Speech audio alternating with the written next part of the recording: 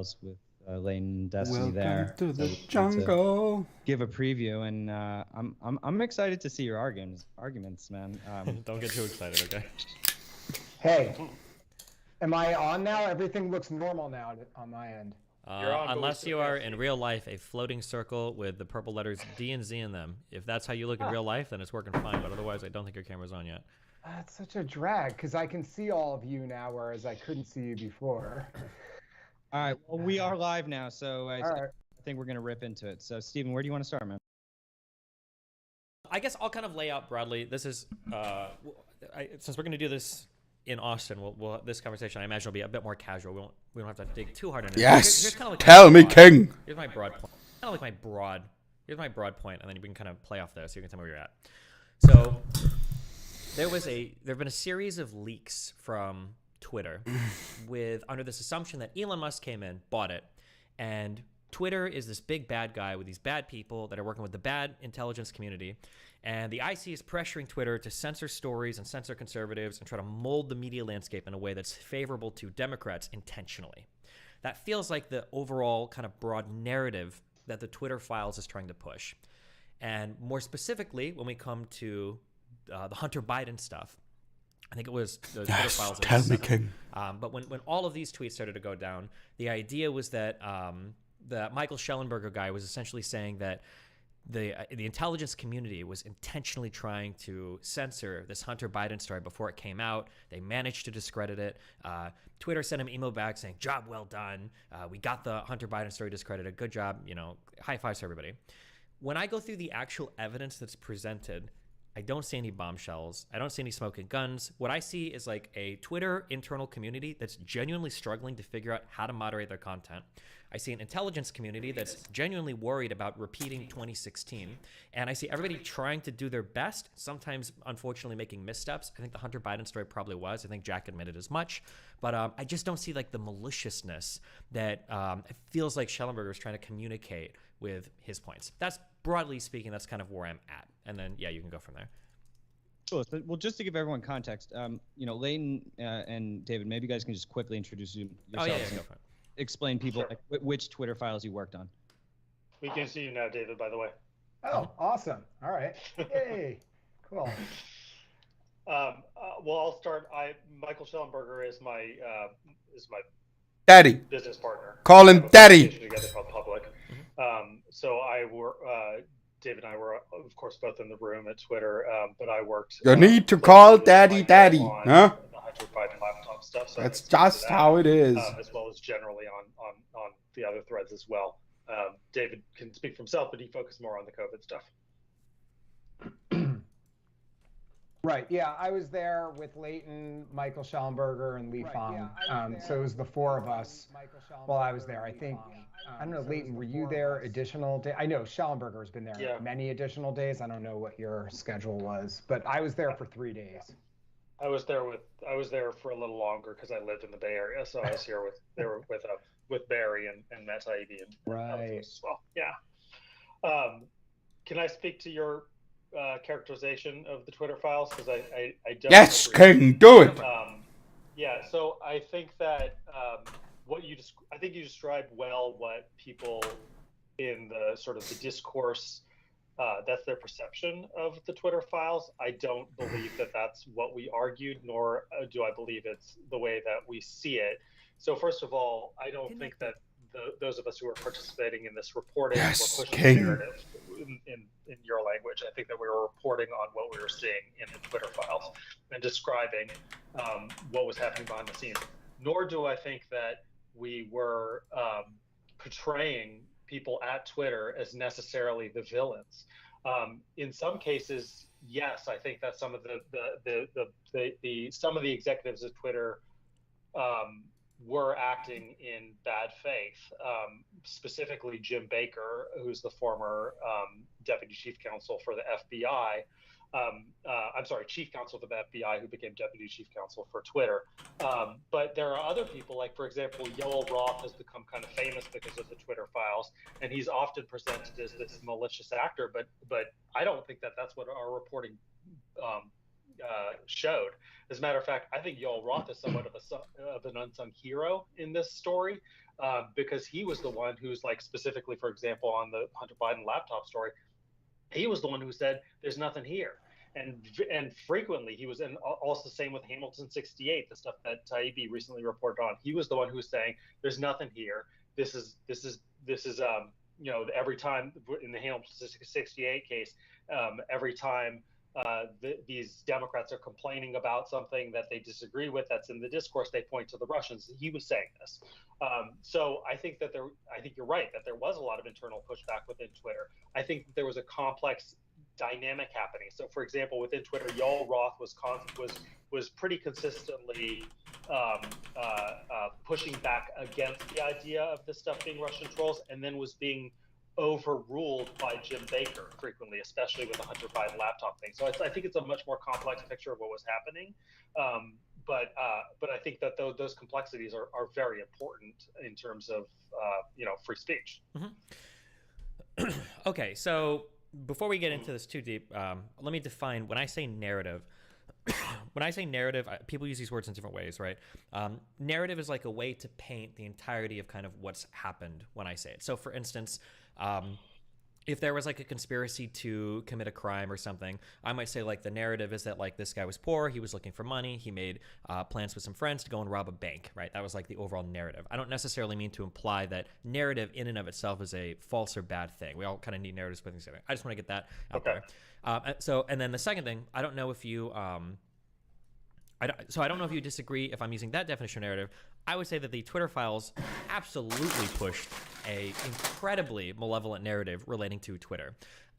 So for the Hunter Biden ones, so Schellenberger, I'm just quoting from 45 and 46, in the end, the FBI's influence campaign aimed at executives at news media, Twitter, and other social media companies worked. They censored and discredited the Hunter Biden laptop story. By December of 2020, Baker and his colleagues even sent a note of thanks to the FBI for its work. So note that it's never been proven in any of these files that any specific request was made about the Hunter Biden laptop, but that's like selling a pretty clear picture that like the IC is trying to come down on Twitter to censor the story, and they managed to do it. And then in the next tweet, it follows up by literally saying that the FBI's influence campaign may have been helped by the fact that it was paying Twitter millions of dollars for its staff time. I feel like that's selling a pretty malicious narrative of Twitter. Like I think most people would walk away from that and go, wow, the IC's paying a lot of money to Twitter to censor stories about Democrats that they don't want to get out. I think that's fair. I think that, so first of all, I think that the FBI absolutely did have an agenda that they were pushing. I think there's plenty of evidence of that. And in the Twitter files, Twitter executives are referring to these meetings that they're having with the FBI. We had tons of emails with lists of Twitter violators, et cetera. We know that the FBI met with both Facebook, Meta, and Twitter to discuss this incoming Russian hoax psyop operation that was supposedly right on the brink of being dropped, and then the next week came the Hunter Biden laptop story.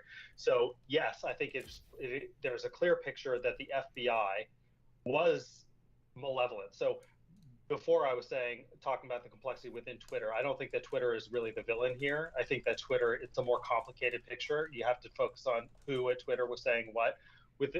In the case of the Hunter Biden laptop and the FBI, I think the picture that we paint accurately from the evidence is that the FBI knew that the Hunter Biden laptop story was coming. We know that the FBI knew that this New York Post story was coming because they were spying on Giuliani. They had the laptop in their possession. They knew what was on it, and they knew the story was coming. And then right before the story dropped, they went to Meta, they went to Twitter, they probably went to other platforms as well, and said, we have reason to believe that there is a Russian disinformation campaign that's about to drop. There's also some indication that they mentioned Hunter Biden. So then the story drops.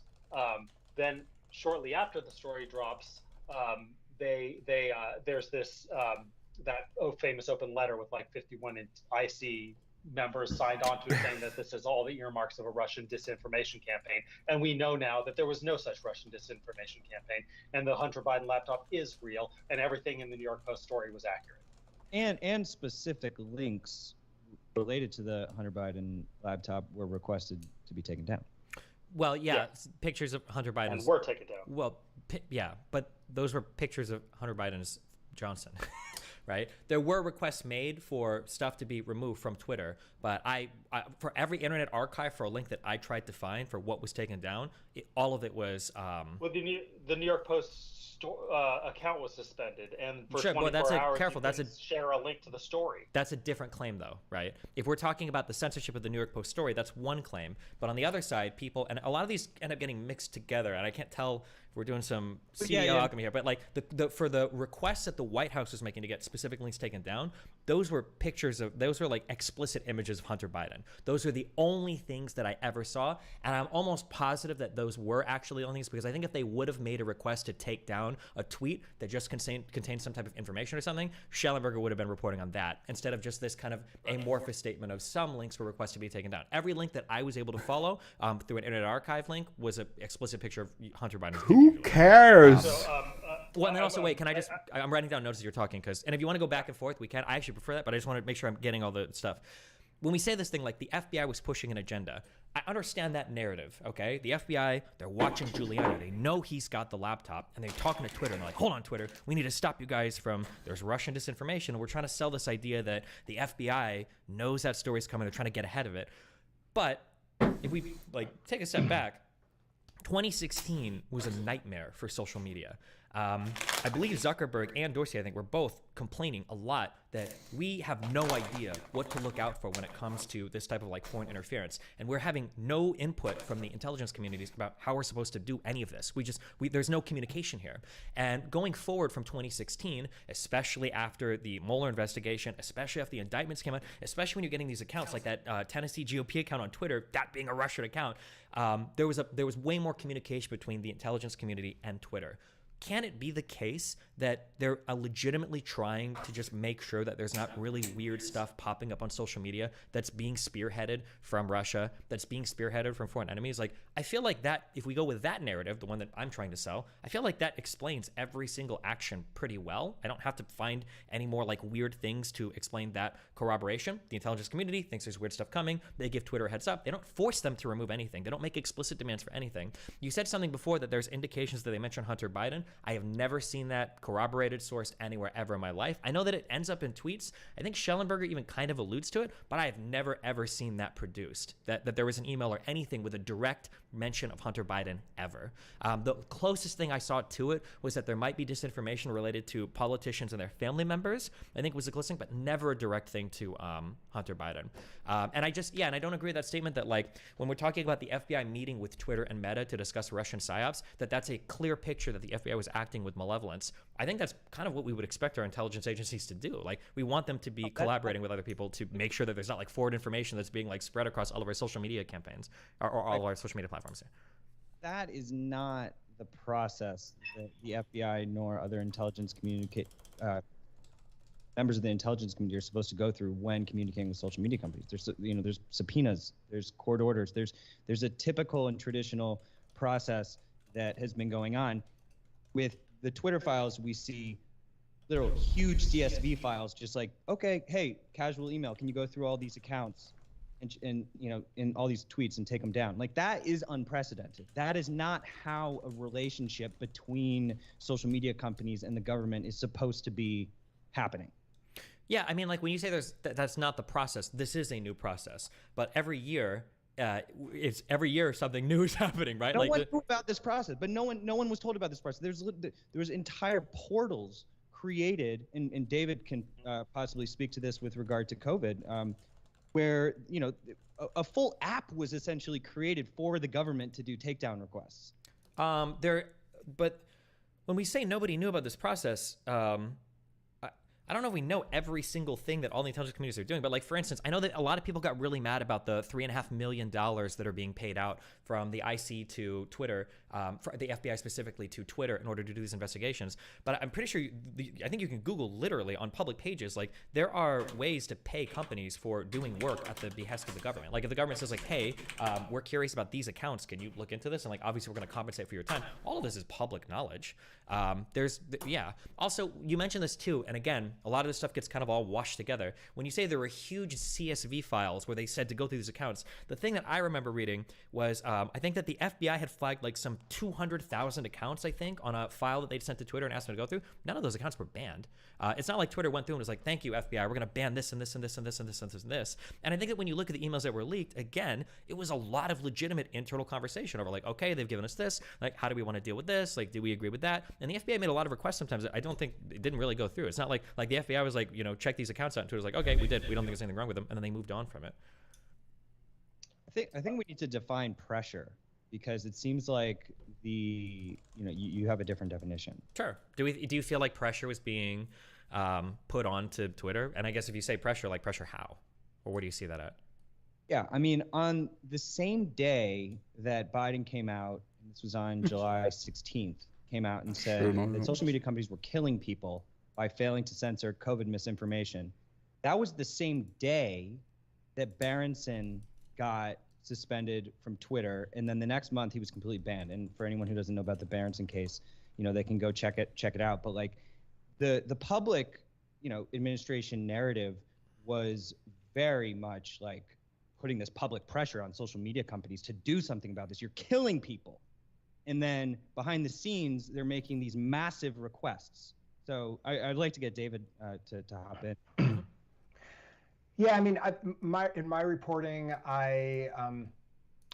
mine wasn't really connected with the FBI, but rather the White House in both administrations, first in Trump, but then much more so in the Biden administration, where one of the top Twitter employees, Lauren Culbertson, had written an email where she was recounting the various interactions that they had with the White House. And she characterized it as they were, quote, very angry that Twitter was not complying with their wishes, that they didn't deplatform a number of people. I know there are a few cases sort of winding through the legal system right now, and I know there's some legal arguments that are being made that, I don't know the exact terminology, but this is essentially what they are arguing, is that this is an infringement on the First Amendment by proxy, that although the White House isn't directly preventing someone from speaking, by putting their boot on the neck of a social media platform that has many billions of dollars in business at stake, they are regulated by the federal government. When the government asks you or tells you to do something, there's really not a difference between the two ultimately. So I feel like you're I'm just writing notes as you're saying. I feel like what you're concerned about or that you're speaking to, but yeah, I feel like what you're saying though kind of proves my point. So when you're saying like the White House is very angry that they weren't complying, then what they do? I mean, it's not like okay, no, that's a good point. You're saying, look, so a couple things. It's a good point you make. So what is the boot on the neck is what I'm looking for. Like, right. So yeah. let me explain to you my perspective on this, which is that you're right, and what I noted in my reporting was that there were many instances where the Twitter staff pushed back and did not. We could see lots of instances where they were having lots of heated conversations internally, trying to decide, what they should do on particular tweets or on particular accounts. So it's not that this wasn't like this is not how the real world works, where there are, at least not as in this instance, where there's like a phone call is made and boom, everything happens. Rather, what you could see is the overall pattern, which I tried to paint in my reporting, where I gave a series of instances where you saw legitimate information being suppressed in a variety of ways. And then in addition, where you saw that the Twitter sort of policy was to follow what the CDC recommended. And if you veered from the CDC, which is the government, if you veered from that, then it was, quote, misinformation. Yeah, I understand what you're saying here. Their tendency was to lean toward, and I forget the exact language that was used, but their tendency was to lean toward anything that would potentially increase transmission, in their view. That's where they leaned. Now that's their prerogative, but I think it's certainly reasonable to connect the dots when you have the White House telling you they're angry about something, and as Bill had pointed out, the sort of timing with where they, Biden came out with this public claim about social media killing people, and then like the next moment, Berenson's off the platform. To me, you can't prove. I wasn't there. Mm-hmm. No one can prove something, but what we do know is that the White House put pressure on Twitter to act in certain ways, and that from a legal and ethical standpoint, it can be argued that that was an attempt to infringe on people's right to speech. That to me is the case that I can make, and people can argue about how much or to what degree Twitter, quote unquote, caved to these requests or demands. We don't know, but what we do know is the evidence that they were pushing on them.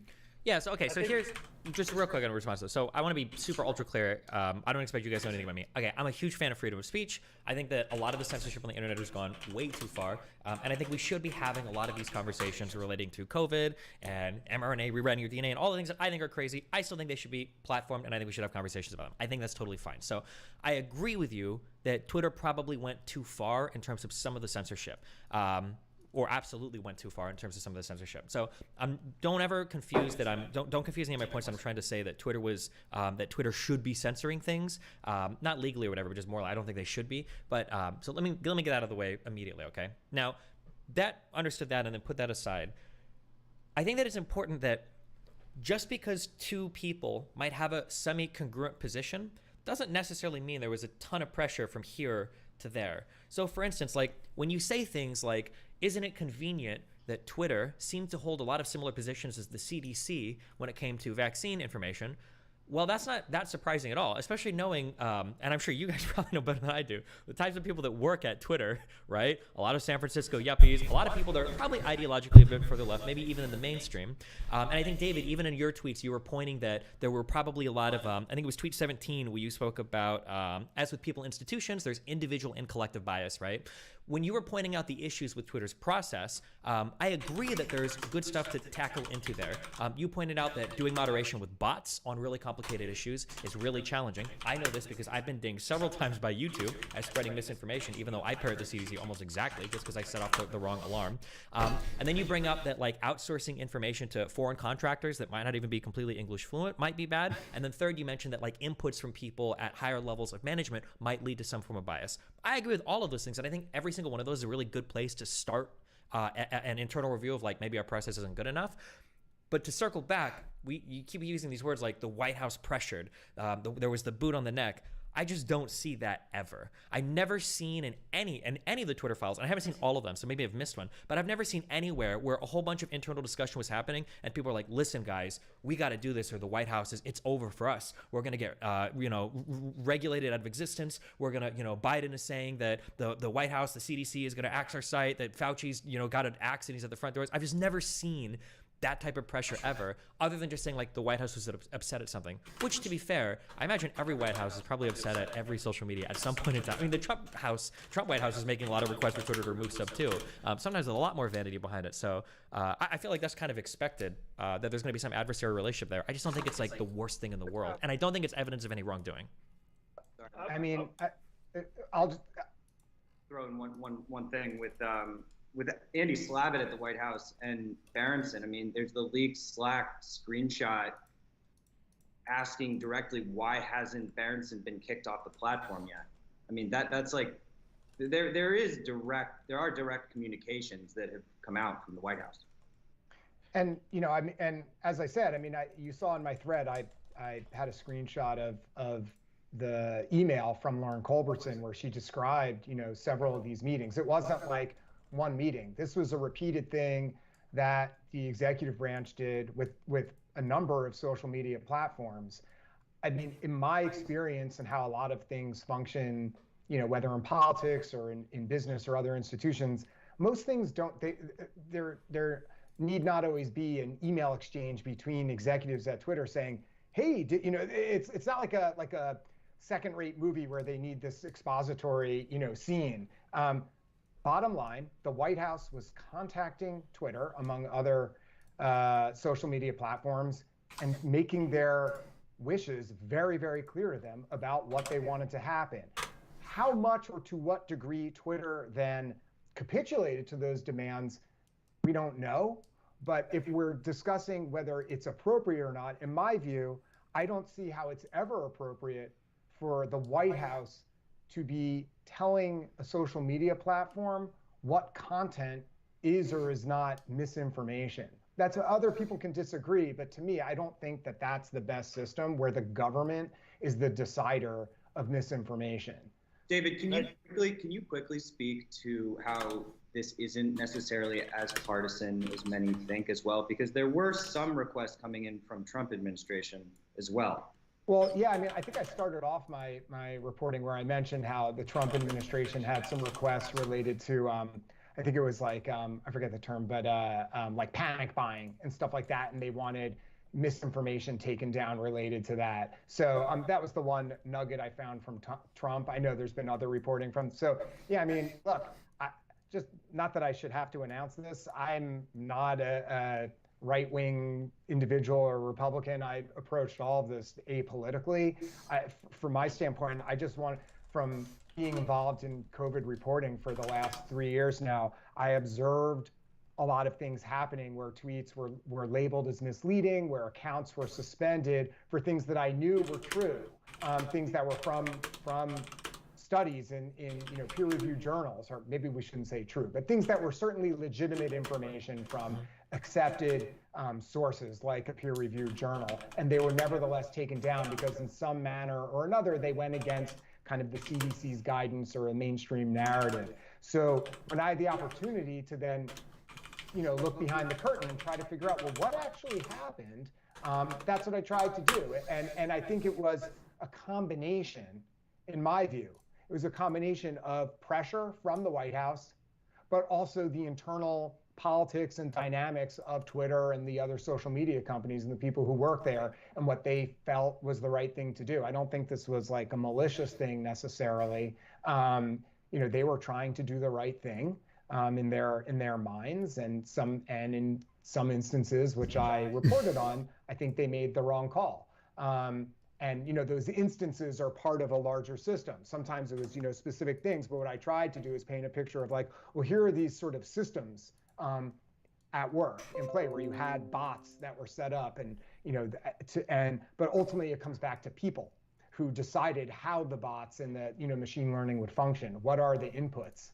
So I don't know if that satisfies your thing, or maybe you're focusing on a slightly different angle that's of importance to you. But that's kind of how I view the story and what I wanted to bring to light. I thought it was important for people to see, one, that the White House did interact with Twitter and make very strong demands or requests on the company, and two, that there are a variety of instances and a variety of ways through which Twitter censored information inappropriately. And I don't know the solution to that for moving forward or for next time, but in my view, that's something we should try as a society to remedy in some manner.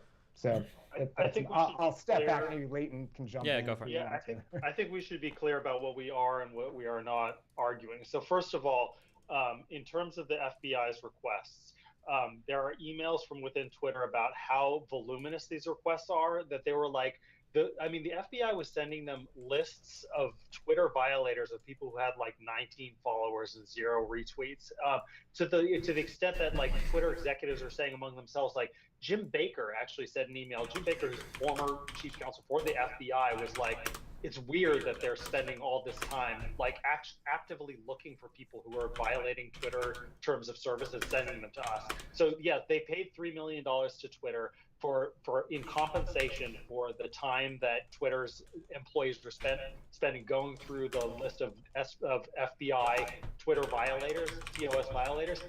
What that indicates is just how much time. Like you could say that's totally fair, like just like when you do a FOIA request and you have to compensate the government for the staff time. Yeah, but $3 million of time of like Twitter employees' time going through these alleged violations every day. So there's a sheer volume question that FBI regularly have meetings with Twitter executives. You're right that when you look at these the these actual discussion threads on Slack and by email, there are many, many, many instances in which Twitter disagrees with the FBI and does not ban these things. It happens over and over and over again. I don't think anybody who was reporting on the Twitter files was trying to present a picture where, like, every time the FBI said jump, Twitter said how high. For me, like, Twitter, I think a lot of employees there, even though I disagree with a whole lot of their decisions, I think a lot of these folks were acting in good faith. Not all of them, not Jim Baker, but a lot of these folks, I think, were acting in good faith, trying to make these decisions as best they can, given limited information and time pressure, et cetera. To me, the bigger picture is that you have this privatized space where people are exercising civic discourse, like a place that should be in a democracy, a free speech space, but because it's privatized, you have an opportunity. Sort of like the government can't go and censor people for speaking their mind because of the First Amendment, but they can, just like anybody else, like anybody can lodge a complaint to Twitter and say you should flag and report TOS violations. The FBI took advantage of that sort of prerogative they had to assign agents to spend all day just looking for these violators and sending them to Twitter, overwhelming Twitter with just tons and tons of requests. And Twitter had every right to say no, and in many cases did say no, and in some cases said yes, and in some of those cases I think were totally inappropriate. But the point is, like, it was an avenue for the government to just constantly lean on this private company again and again and again to essentially remove communications which were politically inconvenient to the administration. And that's a problem for any American, I think. It's just the greater issue is the sort of privatization of public space. So if you're looking for, like, if you expect the Twitter files to reveal, like, pure, like, Manichean bad guys, just arch villains, and who you can name and put a face on, no, you're not going to find that in the Twitter files because it's more complex, it's more human, it's more bureaucratic than that. But the bigger picture that it paints, I think, should be disturbing to anybody who cares about free speech. So I feel like the conversation is so. There are really good questions in here, and I feel like we just hand wave those and just assume no. So I think David posed this question: should the government be making requests to social media platforms? That's a really good question. That's a really challenging question to ask. I think it's a bit naive to say the government should have no input whatsoever on any social media platforms, especially after the shit show that was 2016, especially post 2019 with Cambridge Analytica and Facebook. I think that forget the government and forget the social media platforms. I think a lot of U.S. citizens genuinely have questions and worry about what exists on some of the social media platforms. I think there's a lot of U.S. citizens that don't want foreign actors propping up fake accounts on Instagram or Twitter. I think that's an interest that the American people have. And if there's some level of coordination that the United States intelligence communities can have with social media, I think it's worth exploring that. I think there's legitimate arguments that can be made that relationship is probably a positive one. Now, I agree that it could be abused, and I agree that it could be inappropriate.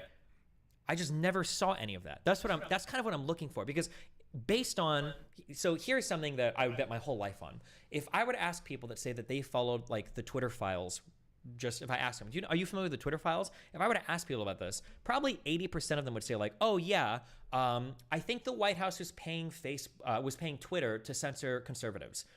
That's like the general trend that people walk away from the Twitter files. And I think it's fair to have that impression if you're just reading the text of the tweets and not going into the actual emails and stuff that are being leaked, because that's always what's being sold. That's like the overall narrative that's being sold, is that these improper requests are being made by the FBI to take down stuff that is conservative, to take down stuff that the CDC disagrees with, which heavily leans conservative online. And I don't think that any of that was ever supported.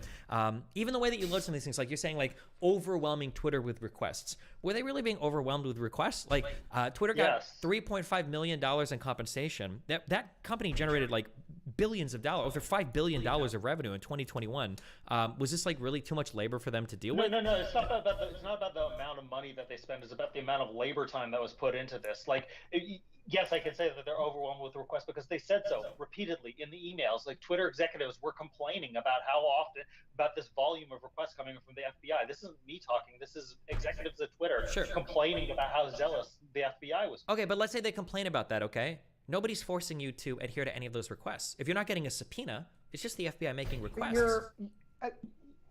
My perspective on it, which it seems like you disagree with, is when, and I don't necessarily disagree with you if there is actual, foreign powers, actually putting in sort of bot farms or whatever to influence the discourse. I'm not necessarily opposed to the intelligence community then sharing that information with social media platforms. Look, here's what we found. Here's the evidence. We think you should do something about this. It's infesting your platform. Although with Matt Taibbi's recent reporting, some of, with the Hamilton 68, apparently some of the stuff that was deemed sort of Russian bot farms and misinformation wasn't so. But I'm not saying that's not, I understand that was from the think tank, but putting that aside, so I don't necessarily disagree if they had evidence of it, but that's not what I found in my reporting regarding the suppression of certain types of content.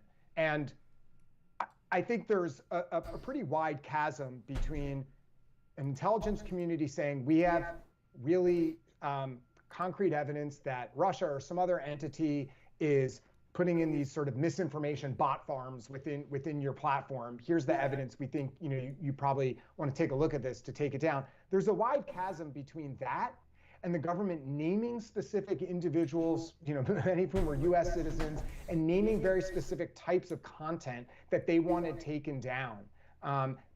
So to me, those are two very different things. So you're raising one issue that seems legitimate, and the other one, in my view, I think was inappropriate. Which part? What was inappropriate? Which request? I'm curious. What type of request do you think was inappropriate?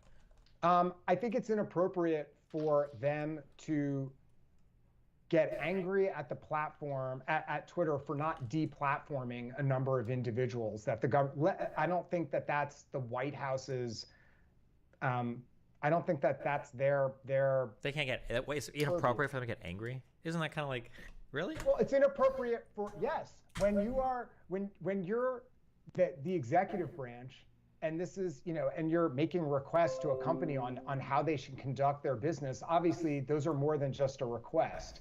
That or it certainly can be interpreted as such. I need something more for that, because this is a line that is floated by so many times. That's just a fundamental thing. You don't need proof. That is how the world functions. But I can show you power over you and makes a request. I mean, this is the what sort is of the fundamental power, thing about what's that? So Biden ran on Section 230 repeal. He said that he was in favor of it. So Trump wanted to run. Trump wanted to remove Section 230. I'm sorry. Are we arguing about Trump versus Biden? No, I'm saying that. I'm saying that. I'm saying that the federal government has power over Twitter. Sure. First of all, Section 230 repeal would not be the executive branch. That would be from Congress, right?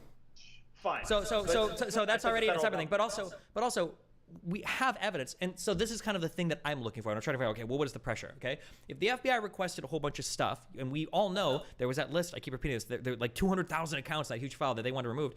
Twitter did nothing about it, and nothing happened. It's not like the White House was like, okay, well, now we're coming after you guys. We're pulling all our business, or we're sending FBI people to go rustle up your employees to the office. Like, what was the consequences for them continually not following through on some of the requests that the FBI or the White House was making? Can I ask you a question? Yeah, go for it. Destiny?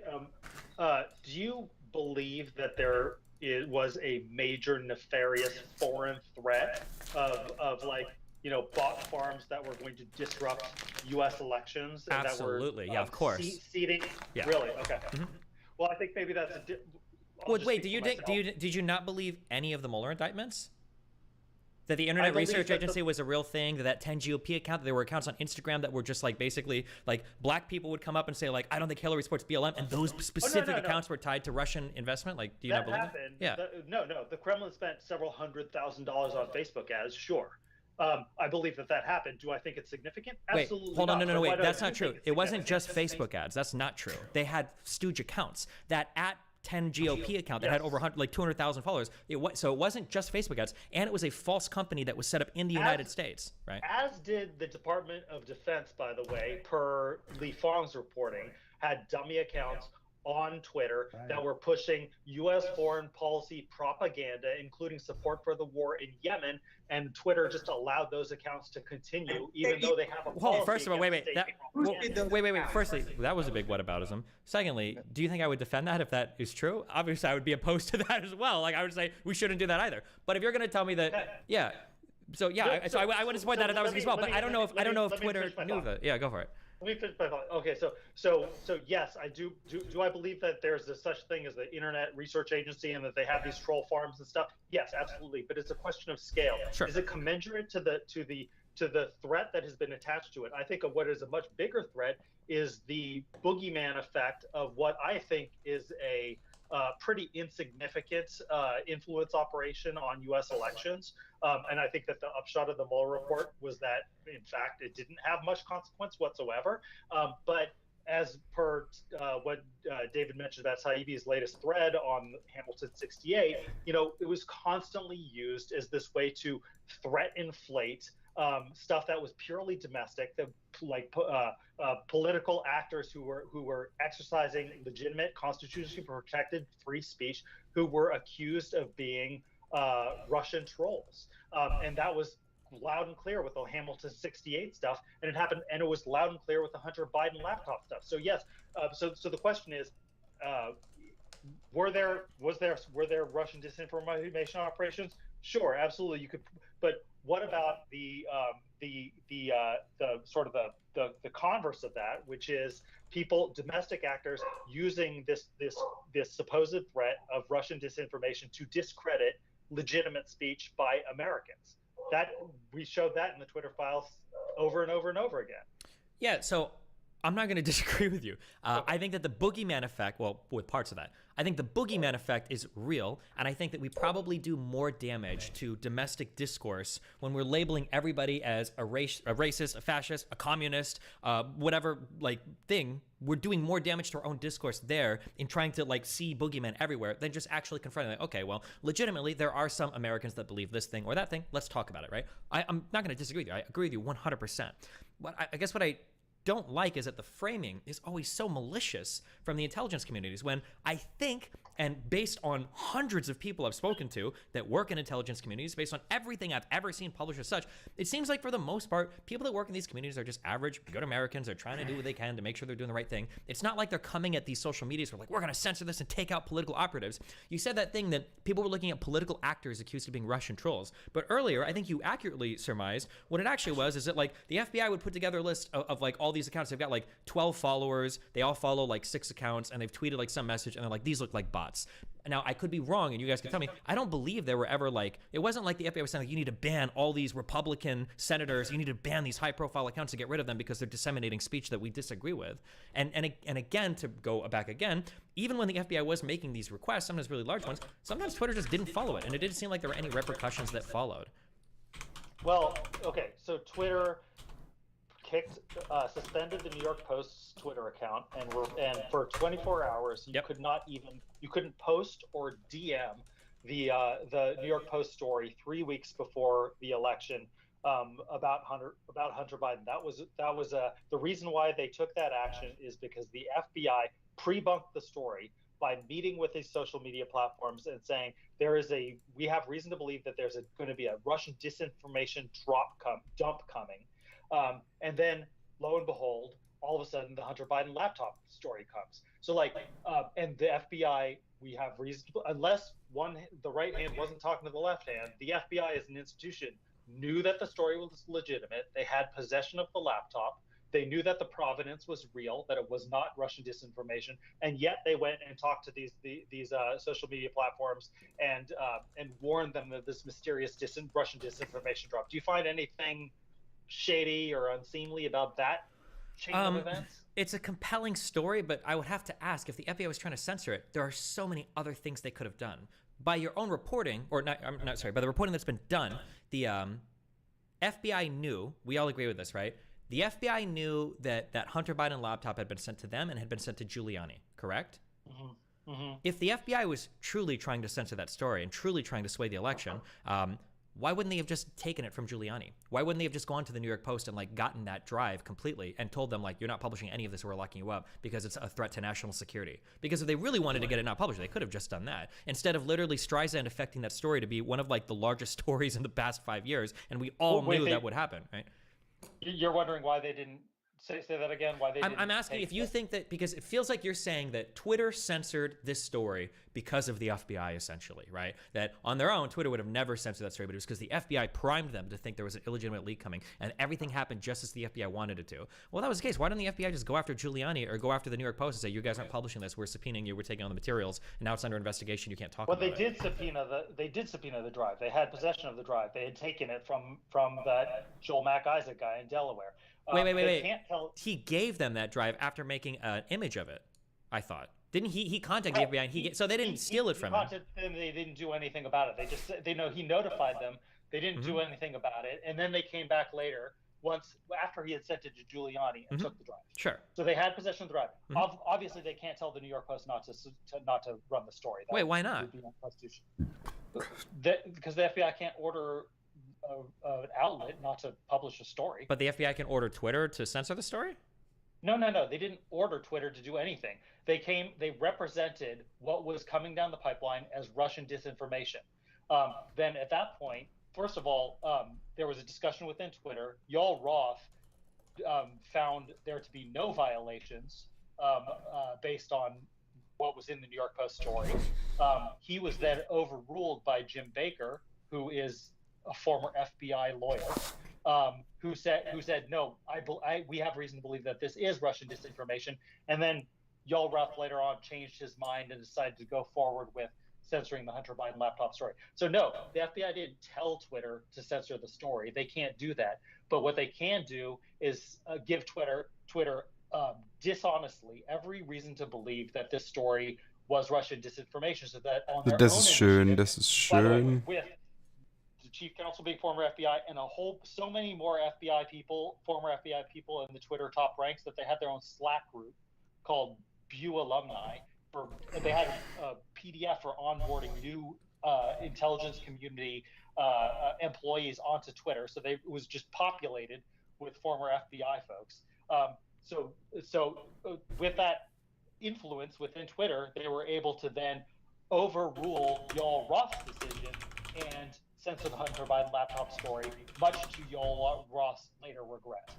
Sure. To be clear, if we're going to cite Yoel Roth, it's important that he has said on multiple occasions that there was, and I think you guys aren't making this, but just to reiterate, there was never a specific ask by the FBI or ever a specific mention of Hunter Biden ever by the FBI. Yoel Roth himself has said that on at least 3 separate occasions, which I don't think you're making that exact claim. You're saying they're being a little bit more amorphous about it or a little bit more nebulous about it. Here's what I don't understand. Twitter is a I think Zuckerberg was the one who mentioned that Hunter Biden may have been brought up in the meeting with him, with FBI. Sure, Zuckerberg might have said it, but for Twitter, there was never a specific mention of Hunter Biden. Here's what I'm not understanding. So I think we're agreeing on some things, that the FBI couldn't directly make a request, couldn't directly censor a story, but they could apply a lot of pressure. Twitter is a huge company. I feel like if somebody were to ask me, you've got to pressure somebody to not publish something, I would have a way easier time pressuring the New York Post than Twitter. Like, I don't know why all the same strategies they're using at Twitter, because they knew that, because remember, an important part of your story is that the FBI must be acting malevolently because they knew that Giuliani had this story and they knew that it was being sent to the New York Post. They knew these things, and that's why they got ahead of it by going to Twitter. Well, if they knew all of that and they were trying to get ahead of it, here's what I don't understand. Why wouldn't the FBI go to the New York Post and say, listen, you possess something that we have very strong information about is probably Russian disinformation. And if you publish that, you guys are going to be in big trouble. There's going to be a huge investigation. You guys might get shut down. This might be Cambridge Analytical for the New York Post. You guys are way smaller than Facebook. You won't survive. I don't know why the FBI wouldn't have tried that same type of pressure. The New York, first of all, we don't know that they didn't. We absolutely know that. The New York Post would have talked about it, right? Obviously. Right? Okay, fine. Granted, it's unlikely that they did, but the New York Post knew it wasn't Russian disinformation. They had done the reporting. They had the laptop. Twitter didn't have the laptop. They had to take the FBI's word for it. Well, I don't know how you think that the New York Post then could have known it was legitimate. Because it was dropped off by Hunter Biden he had a signed receipt from Hunter Biden at the laptop repair shop. The FBI had subpoenaed it. They had possession of the story that John Mac Isaac told is backed up by documentary evidence. Hold that on. they had My possession under- of. That's I don't in think the New York that's- Post story. I could be wrong. It's been a long time since I looked at it. I don't think they had the laptop. My understanding is that there was an image of the disk. So you can mount an ISO and you can take a picture, basically a virtual picture of the hard drive, and that image was sent to Giuliani, and then Giuliani shopped around with that image. And to say that the New York Post knew that it was legitimate, my understanding is that even Fox News didn't want to run this story, and it would have been sensational for them to. So I don't think it was very obvious that it was super, like, that was a 100% legitimate story. The FBI had the laptop. Yeah, the FBI had the laptop itself. So the only thing that the New York Post got was an ISO, was an image of the drive. They didn't know if it was actually real or not. Like, you can have a signature, but they didn't. I don't think they had any of that. But that the actual laptop itself was with the FBI. All they had was a disk image sent by Giuliani. That same image that a lot of other major media didn't want to report on. I'm a little lost in what we're arguing here, because I think what you're saying is why would they not have gone to the New York Post to try to censor the story? And like, we could talk about that. We could talk about that for the next hour. But the fact of the matter is, in reality, what happened was that whatever the chain of events was, the New York Post was going to run the story. The FBI knew that the story was coming. They had an interest in making sure that the story didn't get traction. As you point out, it didn't really work out because of the Streisand effect, but it was discredited. The story was widely still. If you talk to people today, they'll tell you that the Hunter Biden laptop is a conspiracy theory, because there was a stink of conspiracy on it after Twitter and Facebook censored the story. So I would say that they were quite successful in making the Hunter Biden laptop not a campaign issue shortly before the election emphatically not forcing, by manipulating the social media platforms into censoring that story. And doing it, in my opinion, dishonestly, because they knew that the story was legitimate. The FBI knew that the story was legitimate. Yeah, I mean, that's a fantastic story, but I don't think that there's anything to evidence any of that. If the idea that the FBI was explicitly trying to get Twitter not to post about or was trying to get them to censor the New York Post story. That they met with them right before the story dropped and said, we have reason to believe that there's a big Russian disinformation dump coming. Sure, but they've been What saying else this could they have been referring they've to? been saying this for 3 or 4 years. There's been a lot of contact since 2016 between the IC and all of these companies going through all of these accounts and doing all of these things. Like that's what they've been doing. They had in-person meetings with Meta and Twitter at the same time. Right before the thing came, they were like, we need to have a meeting with you. We believe that we're on the brink of seeing a major Russian disinformation dump coming. Lo and behold, like 1 or 2 days later, the New York Post story comes. Like, okay, let's say that I believe all of this. That all you have is like a timing thing here, and you're like, obviously this happened, which is not really the strongest point of evidence. But let's say I give that to you. Why then did they reverse the decision like a day later? Because it was a mistake, and it was clear that the story was actually real. That's not very compelling to me. If it was the case, I'm not sure why it matters. Wait, so I'm not sure why it matters why they reversed it 24 hours later. It was a big controversy, right? That they overreached, and so they reversed their decision because they'd overreached. I don't understand. If there was so much pressure from the FBI and they wanted to censor the story and they wanted to get rid of it, then I feel like they would have just banned it and then moved on. But They can't ban it. What do you mean they can't? They did ban it. How can you're saying the FBI? No, Twitter would have banned it, and they would have just kept it banned. But it felt like Twitter legitimately felt it. And if we're being honest, okay, now we do know that the story seems to be real. Everything I've heard is real. But at the time, it did sound incredibly. That was a crazy story. Right? It does sound like some fake thing that a blind guy got a MacBook dropped off by Hunter Biden that has a lot of pictures of him, getting foot jobs and smoking crack, and also emails with Joe Biden. That's a sensational story. I don't think it's out of pocket. I don't think it's so crazy to assume that Twitter's job is to look at printed stories in a newspaper and say, this sounds crazy, it's probably propaganda, and censor it. Yeah, I think that's what the social media companies have been looking at since 2016 onward. Yes, that's crazy, dude. You think like that some executive at Facebook or Twitter should be reading the New York Times and say, this story sounds too wild, let's just censor it. You can say that's crazy, but in 2016 there were protests in the United States that were being organized on both sides by Russian companies set up in the U.S. That's crazy. I'm not going to disagree with you and say that, like, yeah, we need to censor all of this stuff. It's really bad. I'm just saying that you guys seem to be downplaying that there was a legitimate fear that foreign actors are acting in incredibly malicious ways to influence our political process. I think that's a real fear, and I think it's legitimate for Americans to have that, especially after what happened in 2016. Now, are you arguing because of that threat is real that we should be okay with these social media platforms having the censorship ability? This power to be able to be able to look at a New York Post story and say this sounds non-credible, and then censor it? Do we? Well, let me ask, I guess, a flip side question of that. I lean towards yes now, but the flip side is, do you think that any media publication should be able to publish whatever they want and propagate it on any social media platform they want without repercussion? Any media company? But that's a different question. If I could just no. It's on the other end. It's the same question on the other end, because that's what he's advocating for. Let's say the New York Post says, we've got a story that Hunter Biden drinks the blood of 9-year-old children. We know this because we got a source, and now we're going to publish that story. And let's say that it's like, this story is like clearly fake. Should they have a right? Are they entitled to use every social media platform to propagate that story? Did you want to respond to that, David?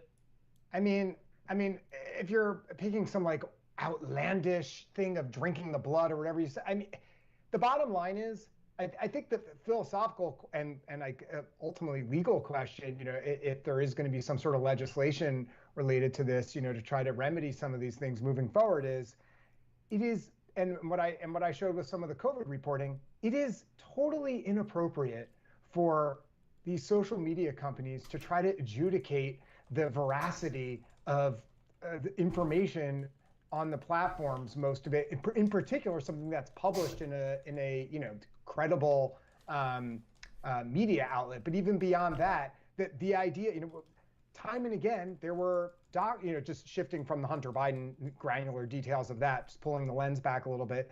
There were doctors who had legitimate information, and regular citizens who are quoting statistics from the CDC that nevertheless, because they veered against the narrative of the CDC and the White House at the time, and which through pressure or through the own sort of impetus of the sort of ideological or philosophical leanings of the staff at Twitter, one way or the other, they censored this information. That to me is a very bad recipe for when these platforms, as we know, function, as a utility to some extent. It is for lack of, it's a cliche, bad analogy, the public square at this point.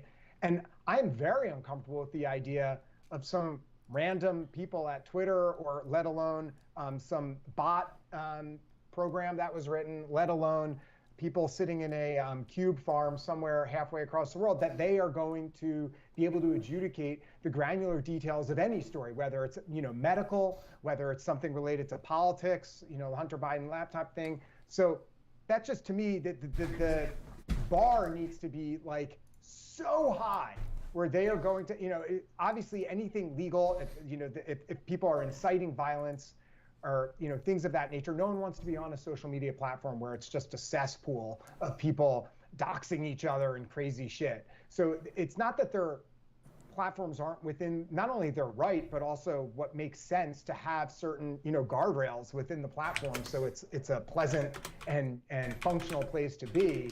My point is about how they're adjudicating this information. I think is very problematic. I don't know if Leighton wants to dovetail on that, but is that Twitter lied about it. I mean, specifically with regards to the shadow banning stuff or the visibility filtering. Oh, right. There's that too. Yeah. So, first, real quick. Shadow banning, everybody lies about shadow banning. It's a word game that people play, right? People will say that, no, we don't shadow ban. What we actually do is we make it harder to find your thing in the algorithm. That's visibility filter. Yeah, sure. That's not a Twitter. Literally everybody does that. Every company says they don't shadow ban. What does that mean? Everybody does it. It doesn't make it acceptable. I'm not saying that it's acceptable. Well, first of all, it's absolutely acceptable. If a company wants to shadow ban, that's their right to do it, right? We probably all would approve of that to some extent. If somebody gets on a Twitter and they just spam the N-word all day and they get shadow banned, we're probably all okay with that, right? Shadow banning is the worst thing. They should just get banned if they're gonna.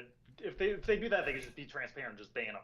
Sure, maybe. Shadow banning is when you don't even know that it's happening. I want to circle back because my question never got answered, and it's a really important question, is should any media company be allowed to publish whatever they want and have a right to Twitter or Facebook to be able to propagate that story? I would say yes, because The alternative is having some tech bro make those decisions for the media. I mean, the reason we have, look, if the New York Post was just spreading outright, totally fabricated stories, then they're going to gain a reputation of being the National Enquirer of the national news, and people will stop taking their story seriously. Like, it's not the tech company's responsibility to vet these stories for what's true and what's not. And by the way, I would say set the same standard for, like, when Jacob Blake was shot by the police in Kenosha, which, by the way, just to remind you, sparked off riots where they burned down a full square block. The New York Times reported initially that he was there to break up a fight between two women, and that the police came, and then it was that he was delivering a birthday cake to his kid or something, and then the police just came and shot him in cold blood, right? Total, complete, total bullshit story. Do I think that that Twitter should have censored that story and said, that doesn't sound right? The police wouldn't just come and shoot a guy who's going there to break up a fight between two women. No, I don't think it's on Twitter to make that decision. Same thing with the New York Post story. Like, sure. I don't think that is Twitter's role to adjudicate. Okay, sure. And I don't even think I necessarily disagree with you. All I'm trying to say is that there are very strong and compelling arguments on the other side that I think can't just be hand-waved with, well, they're acting in bad faith and they're doing horrible things, right? I might be a person that is a major investor in Twitter. I might be the CEO of Twitter. I might be hyper manager of Twitter, and I don't want cities burned down because of misinformation spread on my platform. And I don't think that's a hard buy. Like, that, I think that's pretty easy to understand that somebody will be like, hold on, a couple of clips were posted. We think that these clips are actually super out of context, which all the Jacob Blake clips were. The initial ones were like 10-second long clips of a guy just getting shot in the back for no reason 6 times. That's what everybody thought initially, right? And I don't think it's necessarily the worst thing in the world if a social media company is like, you know what? No, we have a policy. We don't allow this type of stuff to be propagated on our platform. Now, I think there are legitimate arguments on the other end. Well, hold on. Who are you to decide what is allowed and what isn't? How are you? As David pointed out in his 3 points in his thread, there's a lot of introduction of potential political and other biases that could influence what ends up on a social media platform or what doesn't. But in a conversation about First Amendment rights, I think it's important that we understand that the platforms themselves have a right to some extent to dictate what type of stuff they want on that platform. And if you don't want that type of misinformation spreading and causing actual material harm and death in the United States, I agree that it's okay to push back against it, but I don't agree it's okay to go and just be like, oh, well, they're just doing it because they're ideologically partisan and they hate the United States and they hate freedom. I think there are legitimate reasons to push back against this kind of stuff. I want to make a really boring, nuanced argument, which is that I think that we live in the real world where there are trade-offs to everything, right? And I agree with you that if you allow anybody to post whatever they want to at any time on these social media platforms, there are going to be negative consequences to it, obviously. I think we have to choose between a world in which we suffer those negative consequences, just like we suffer negative consequences to free speech in a democracy that people are going to abuse and they're going to be Holocaust deniers or whatever, and they're still going to have that speech constitutionally protected because we've made the decision that even though there are risks to allowing that kind of speech, it's worth it for a functioning democracy. So I would say that, yes, there are going to be negative effects. We'll never get rid of that. But then we have to look at the trade-offs of the alternative. And I think we've seen the trade-offs of the alternative. The Twitter files helps to reveal some of those trade-offs, which is handing over control over our discourse and over our speech rights to unelected corporate executives. And there's a whole bunch of problems that come along with that as well, even when they're trying to act on the best faith possible, which I think in most cases at Twitter, they were, although not in all cases. And you could imagine a situation in which it was another company where they were less disposed to making those decisions in good faith and were maybe more nakedly partisan, where you didn't have a Yoel Roth, who, again, even though he's been villainized as a result of the Twitter files, I think was actually one of the heroic actors there, because I think the guy had a lot of integrity in the decisions he made. That wouldn't necessarily be the case with somebody else. So, like, I think that there are trade-offs to each, and I would say that the danger, I mean, maybe this is the just civil libertarian in me, but I think the danger coming from the government having its power over this stuff versus the unorganized masses, I would side with the unorganized masses, and I would take that downside over the downside of handing over that control to corporate executives and government bureaucrats. Sure. Steven, I'm curious what process you would like to see, because maybe you can acknowledge that it was a little bit too heavy-handed. I don't have to. Jack himself has said that, right? I think it probably was, right? Okay, so because it was obviously too burdensome for the government to go through the legal process, which has to do getting subpoenas, getting court, doing that for each of these pieces of content. They couldn't handle it. That's why they didn't do it. That's why they just sent over huge spreadsheets. So a lot of it has to do with the fact that social media is new and the legal process hasn't even caught up to the velocity with which content flows through social media. So, but that's a legal change that has to happen. Sure. Like, that's not social media. It's not social media companies' fault that the government hasn't caught up. So, okay, we've had this conversation for however long. It's been about an hour, I think. Okay, this is my issue with things like the Twitter files, okay? What Leighton just recently said and what you asked, I wish that was what the entire conversation was about. Instead of like, Twitter is this partisan hack company that the FBI is trying to use to destroy Democrats, and they're trying to get rid of the COVID misinformation because Fauci and Pfizer and the investments is all of these plots. I think that the conversation should be, the government is obviously going to have some sort of input into the largest corporations in the United States. We would expect them to. We would probably want them to. We want the government to have some sort of insight into like what goes on at ExxonMobil, what goes on at Facebook. Like, these are things that I think the general U.S. citizen has an interest in. But there's also a legitimate interest in what type of input do they have, how public should that input be, like how much transparency is there into that, and at the end of the day, like what should the ultimate say of the executive branch or any part of the government be for any of these companies? These are really good questions, and we don't have any conversations about it. I feel like instead what ends up getting fixated on is like the hyper-partisan nature of everything that's being pushed and published about it. And then we basically just get into these huge conversations on like, was the White House trying to save the Biden presidency or not, rather than what is an appropriate amount of input the government should have for these platforms. For Bill, like the question you asked, I don't even know what the right answer is. I think some additional level of transparency would be good.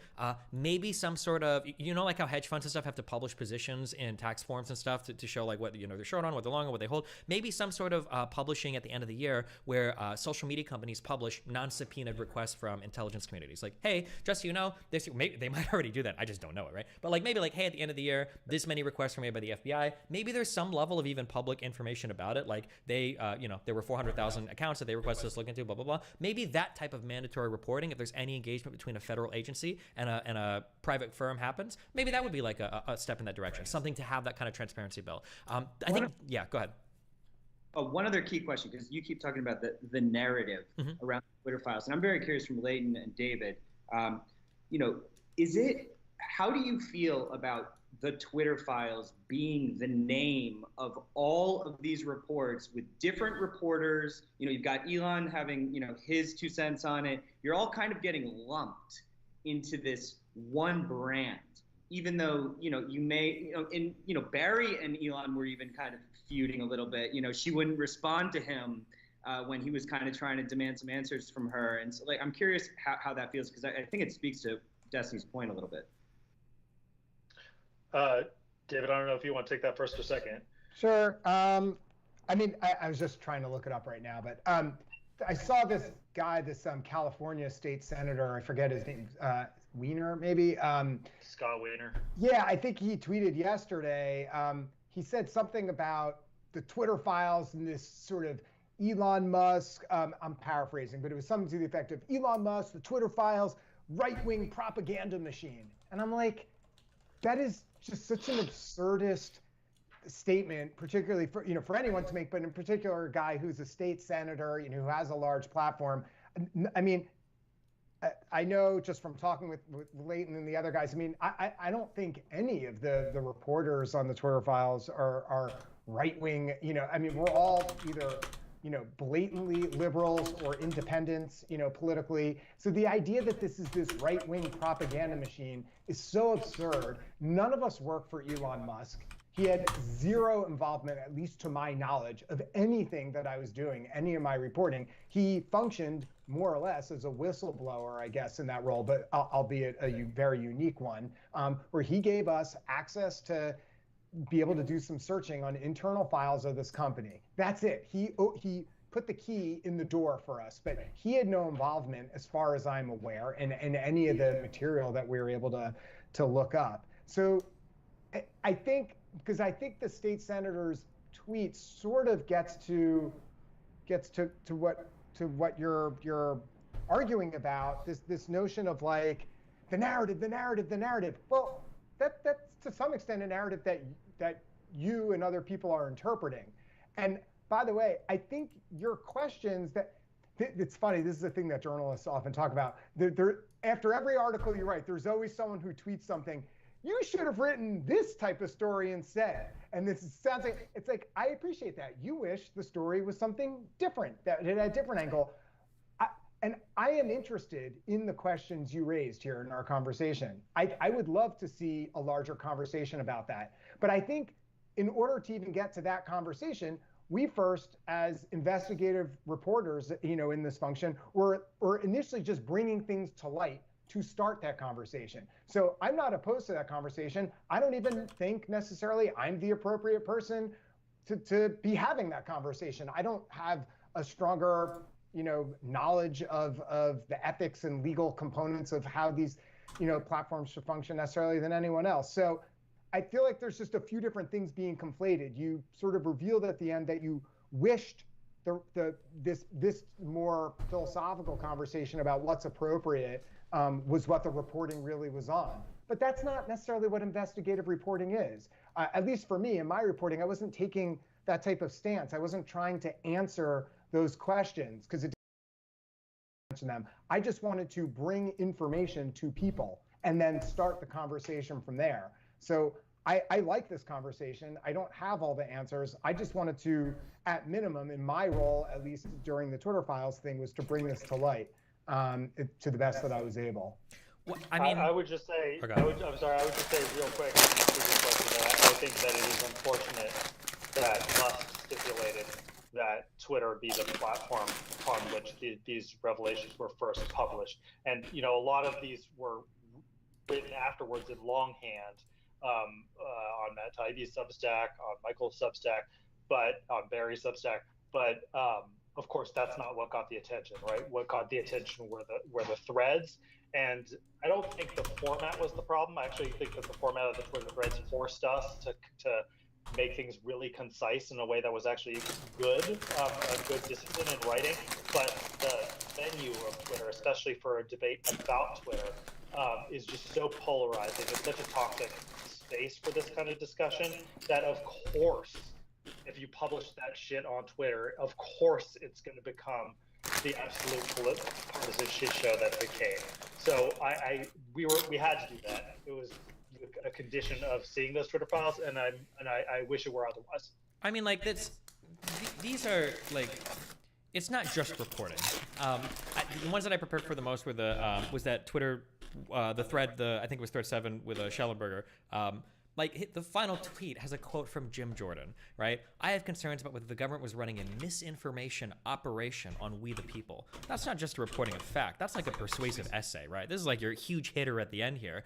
I don't think it's fair to say that, like, well, of course it became partisan because of the format of Twitter. It was very clearly written with, I guess we don't have to call it a partisan slant, but at the very least, a particular narrative was definitely being pushed on in these tweets, which maybe we can say is any investigative piece is necessarily going to have that push if you want. I have a question for David. When you talked about being given the keys, and I don't know how much you're at liberty to discuss this or not, or what's NDA or whatnot, like, how were you able to investigate, like, Twitter emails? Like, what was that process like? There were no NDAs, by the way. Okay. I had zero conditions. I'm happy to give any detail I can. Mm-hmm. Yeah, by that was obviously a metaphorical sure. explanation. Yeah, basically, Barry asked me she said, you've been writing about COVID for a bunch of years. We have access to Twitter. Will you come out and take a look? You're familiar with a lot of this. I said, yes, that sounds great. I'd love to see what's going on. So you can tell me, I don't know how boring this is or the details, but I'll try to be relatively succinct. Basically, we were put in a room and people, there was an engineer there with us who had a laptop, and the engineer was able to do searches that we requested on specific individuals on their profiles. And then within there, he could then dig in and look and see, there's certain, what type of labels are on different tweets, or what's in the sort of like profile in the log files for individuals. So that was one type of search that he was doing for us, like, and I'm basically standing over his shoulder. Then the separate searching, emails and Slack channel, stuff like that, we had to submit requests for specific, you had to have the names of specific employees that you were looking for, and then a request for that name with, if you had certain keywords or other stuff in a certain time frame. And then they sent that out to someone, I think it was on premises, which was not in the room with us, and then they would come back with a different laptop that had those files.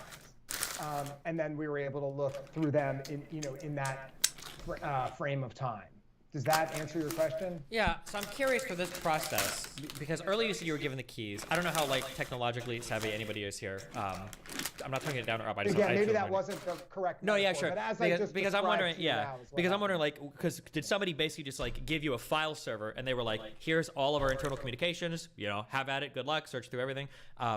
The process as I described it. Yeah.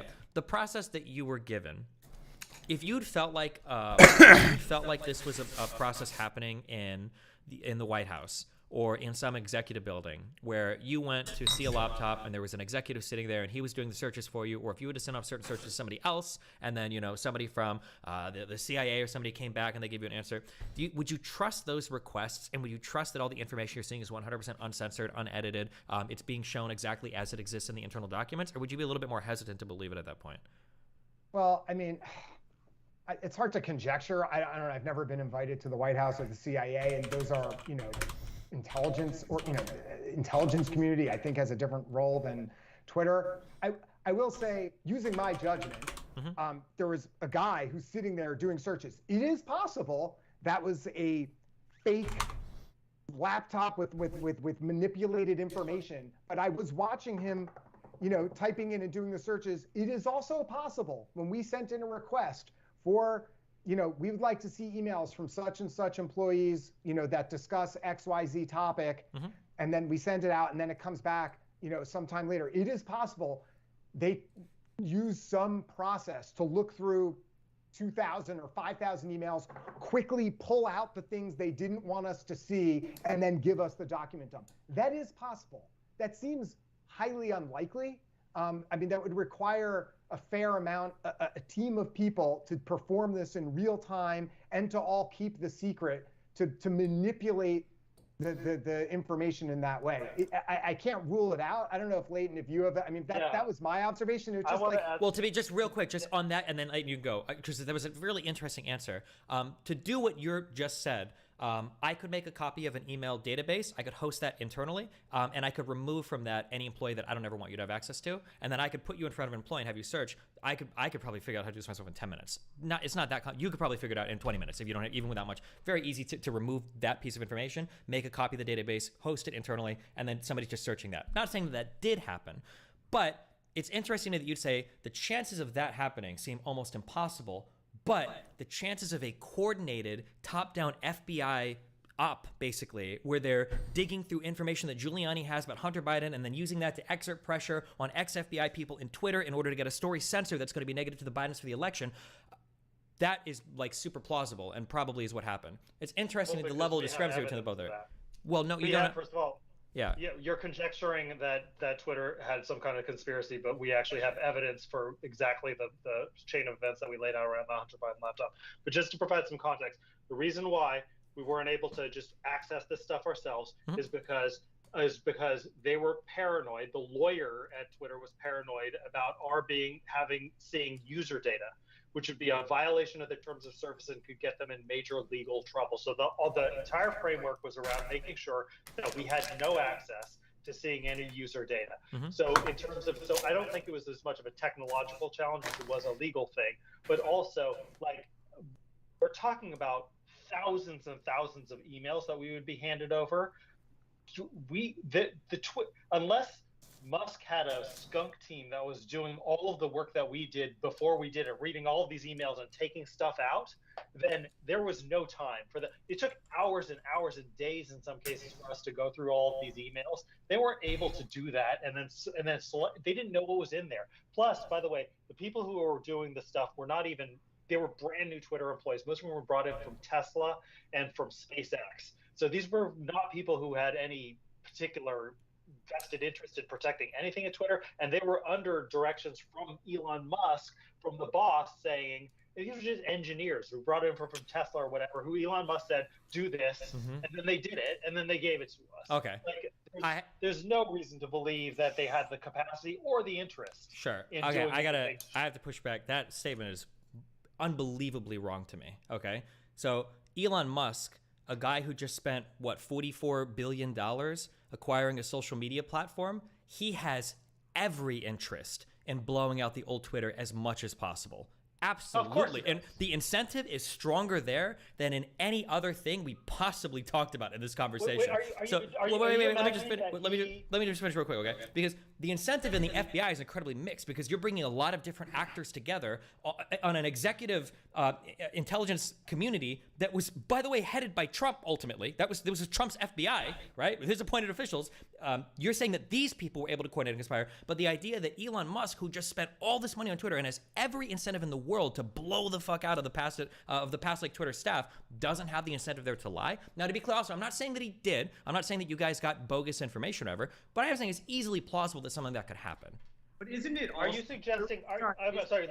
Just to clarify, are you suggesting that he had staff go through all these emails and find stuff that looked favorable to old Twitter and delete those emails before we saw them? I'm saying that it would be trivial to do that. Yes. How? And then, this is not something you could just do with an algorithm, I don't think, or like a keyword thing. We were like, I want to see the emails from such and such executive that mentioned myocarditis or something like that, and then they send me back 5,000 emails.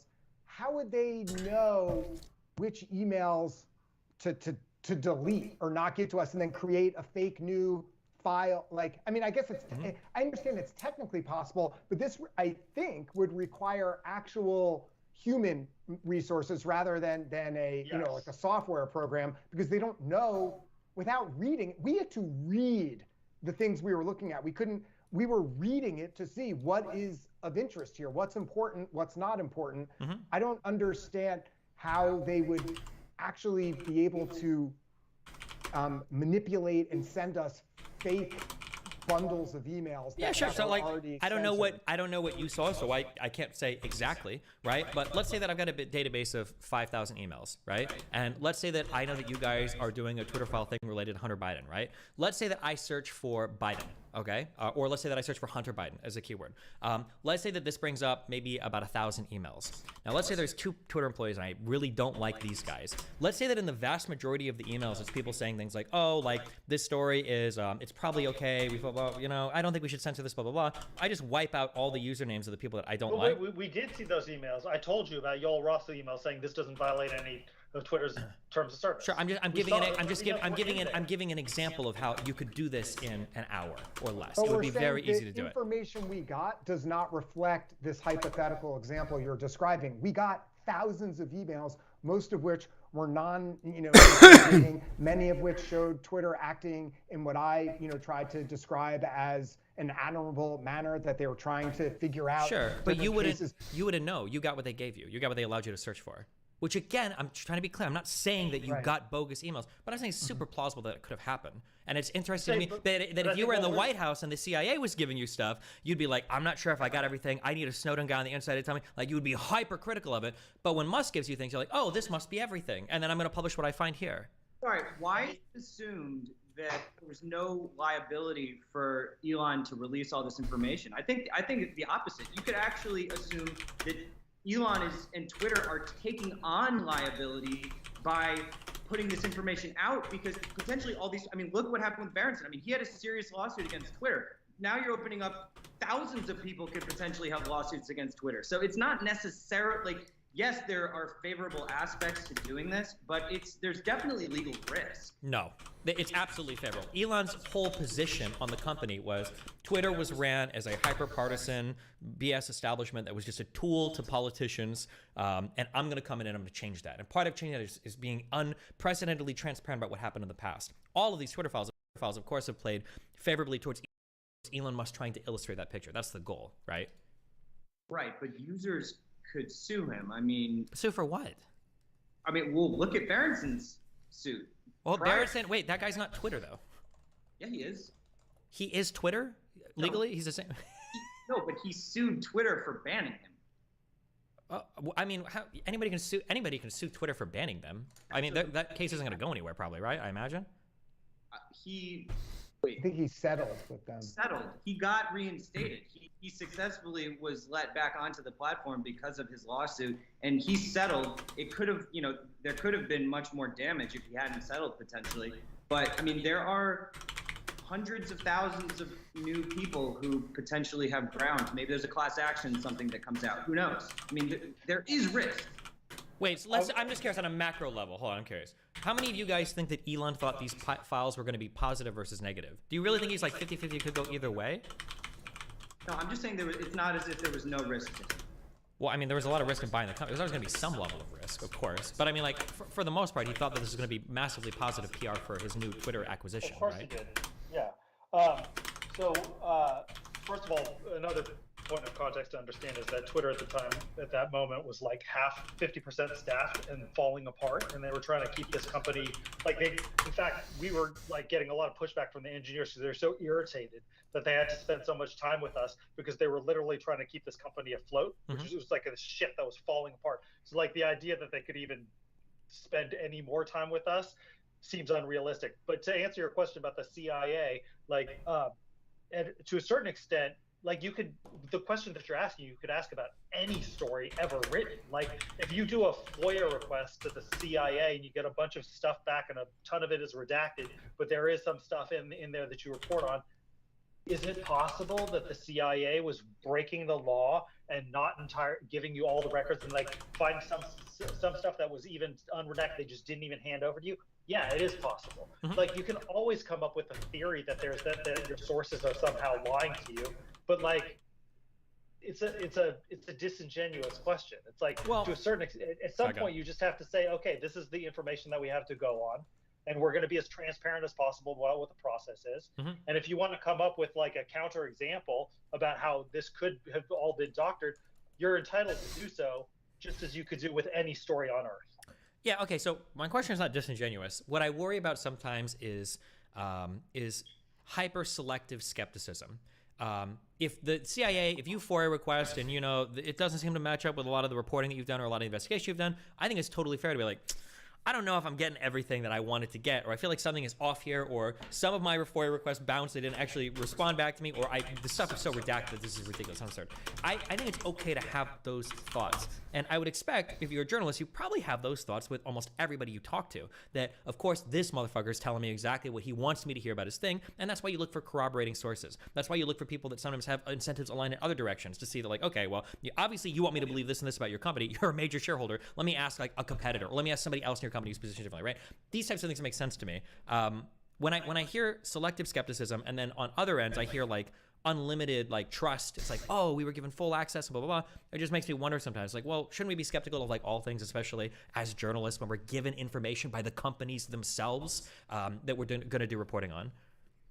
The people who we reported on are still out there and they're still vocal. I would think that if we were leaving out huge things that had been hidden from us, Vijaya Reddy or Yoel Roth or these people, Jim Baker, would probably have said something by now, don't you think? They have. Jack. They're so Jack is actually how it happened at all. No. Jack has actually himself come out and he said, why don't you guys release all the emails that had to do with a lot of the communications? Right. He himself has said there would be more context given if it wasn't just screenshots and snippets, but that if full conversation chains were released, people might have a different... No, but that's not what I'm talking about. I'm talking about if there was stuff withheld from us that was crucial to tell the story that was left out, that was withheld from us by Twitter. Don't you think the people who we were specifically naming and reporting on would say, wait, hold on. That's not how it happened. There's this email I sent that said the exact opposite of what you're reporting. Those people are out there to fact check our stories, and I haven't heard any of them saying that anything we reported was inaccurate.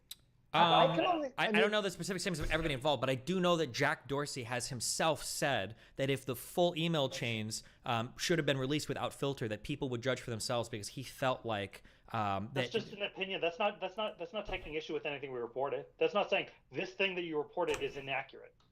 Right. That's the thing I was going to chime. I mean, I can only speak for the stuff that I personally wrote about because there's obviously a lot of journalists who are. But what I wrote about existed, that happened. So whether this hypothetical that you're saying that there was like a, potentially, theoretically, a secret team in another room that was going through and pulling stuff out.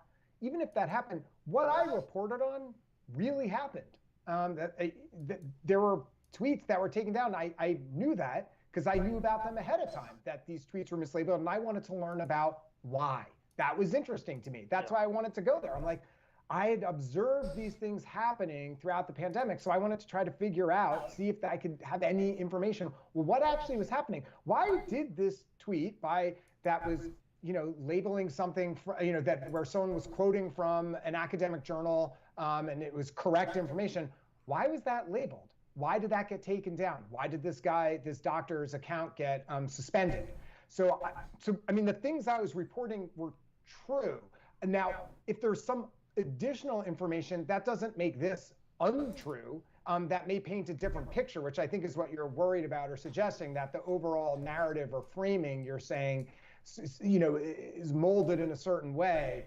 But I don't know. It's just, this gets into such like I don't know. I mean, would you prefer if there was like a disclaimer that, I mean, hold on, wait, to be clear, nothing I'm saying is, hold on, let me lean into this, okay? Because I am a really techie person, okay?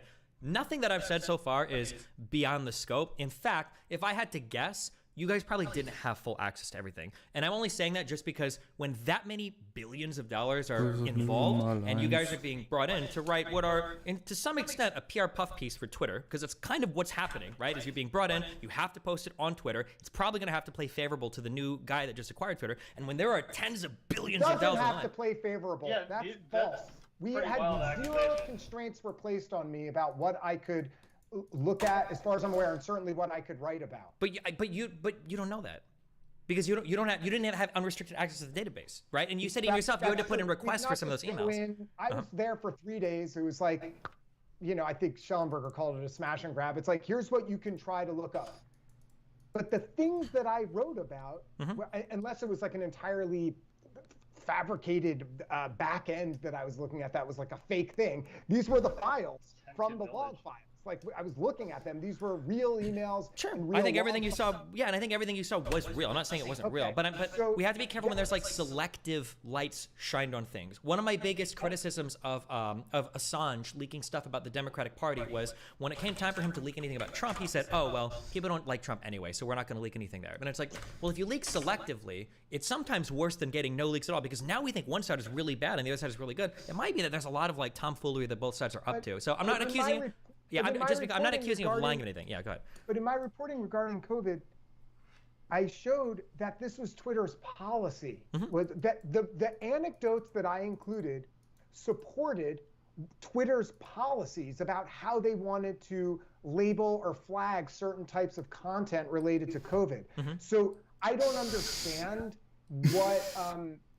what other information, hypothetically, if Elon Musk had a team, manipulating the stuff behind the scenes that we weren't getting, an accurate portrayal of what was going on. I don't know what other information that I could have gotten that would have painted a different picture. Like, the things that I showed supported what their stated policies were. You know what I'm saying? It's like, I felt like I was reporting something that wasn't, it wasn't a mystery. It was rather something that just was, people just didn't know the details about how this played out. And then this helped explain, here's the process that happened about why certain tweets were taken down or why certain accounts were suspended. Does that make sense what I'm saying? Yeah, no, like I said, I don't think you necessarily report on anything false, but it's hard to say what other information could have like shaded things a lot differently, right?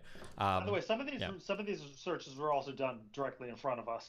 So the ones that were like gigabytes of emails or Slack messages, they had to go and run searches on. But the PV2 stuff, which is the profile viewer, like they were literally taking, they'd look up we'd say, look up this person who they'd never heard of.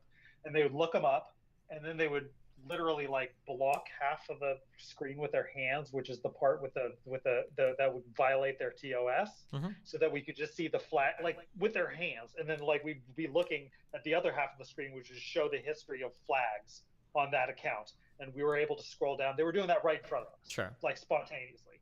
There was 100% transparency, other than blocking half the screen so that they weren't Yeah, okay. So giving us privileged information about users.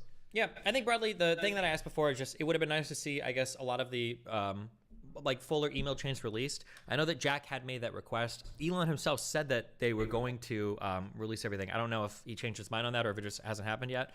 And I also know that like some of the ex-Twitter execs that were saying anything were getting like death threats. I think that there were stories about that some of the ex-execs at Twitter were getting insane. I think one of them had to move houses. Y'all Roth. Oh, it might have been Yoel Roth, yeah. So I mean, like, so when you say like, well, why wouldn't these other people speak out? I mean, maybe that could be, maybe not, but yeah, Well, I think Stephen, that's go ahead. But it seems like all the more reason to speak out. Are you really saying that you think that this amount of transparency is not ideal? Like, are you saying, like, you said a statement before, like, getting, limited access is worse than no access. And I feel like let's just at least get on the same page with, what we want for social media transparency moving forward. Like, I think that generally speaking, regardless of politics or anything, this is a positive step towards social media transparency, and other platforms, it would be good if they did a similar thing. They're probably not going to, and that's why this seems to be somewhat of a unique situation where no one is going to buy Facebook or Google. It's not even possible. Sure. So the fact that this transaction even occurred and there was an independent party that came in and was even willing to do this, it seems like an anomaly. Okay. Let's say that there's a room full of 100 people, okay? And somebody walks up to me and says, there's 100 people in that room. And I go, yeah, there are. And he's like, how many of them play basketball? And I'm like, I have no idea. I just don't know. I truly don't know. Let's say that I walk into that room and I pull one guy and I say, hey, do you play basketball? And the guy's like, yeah, I do.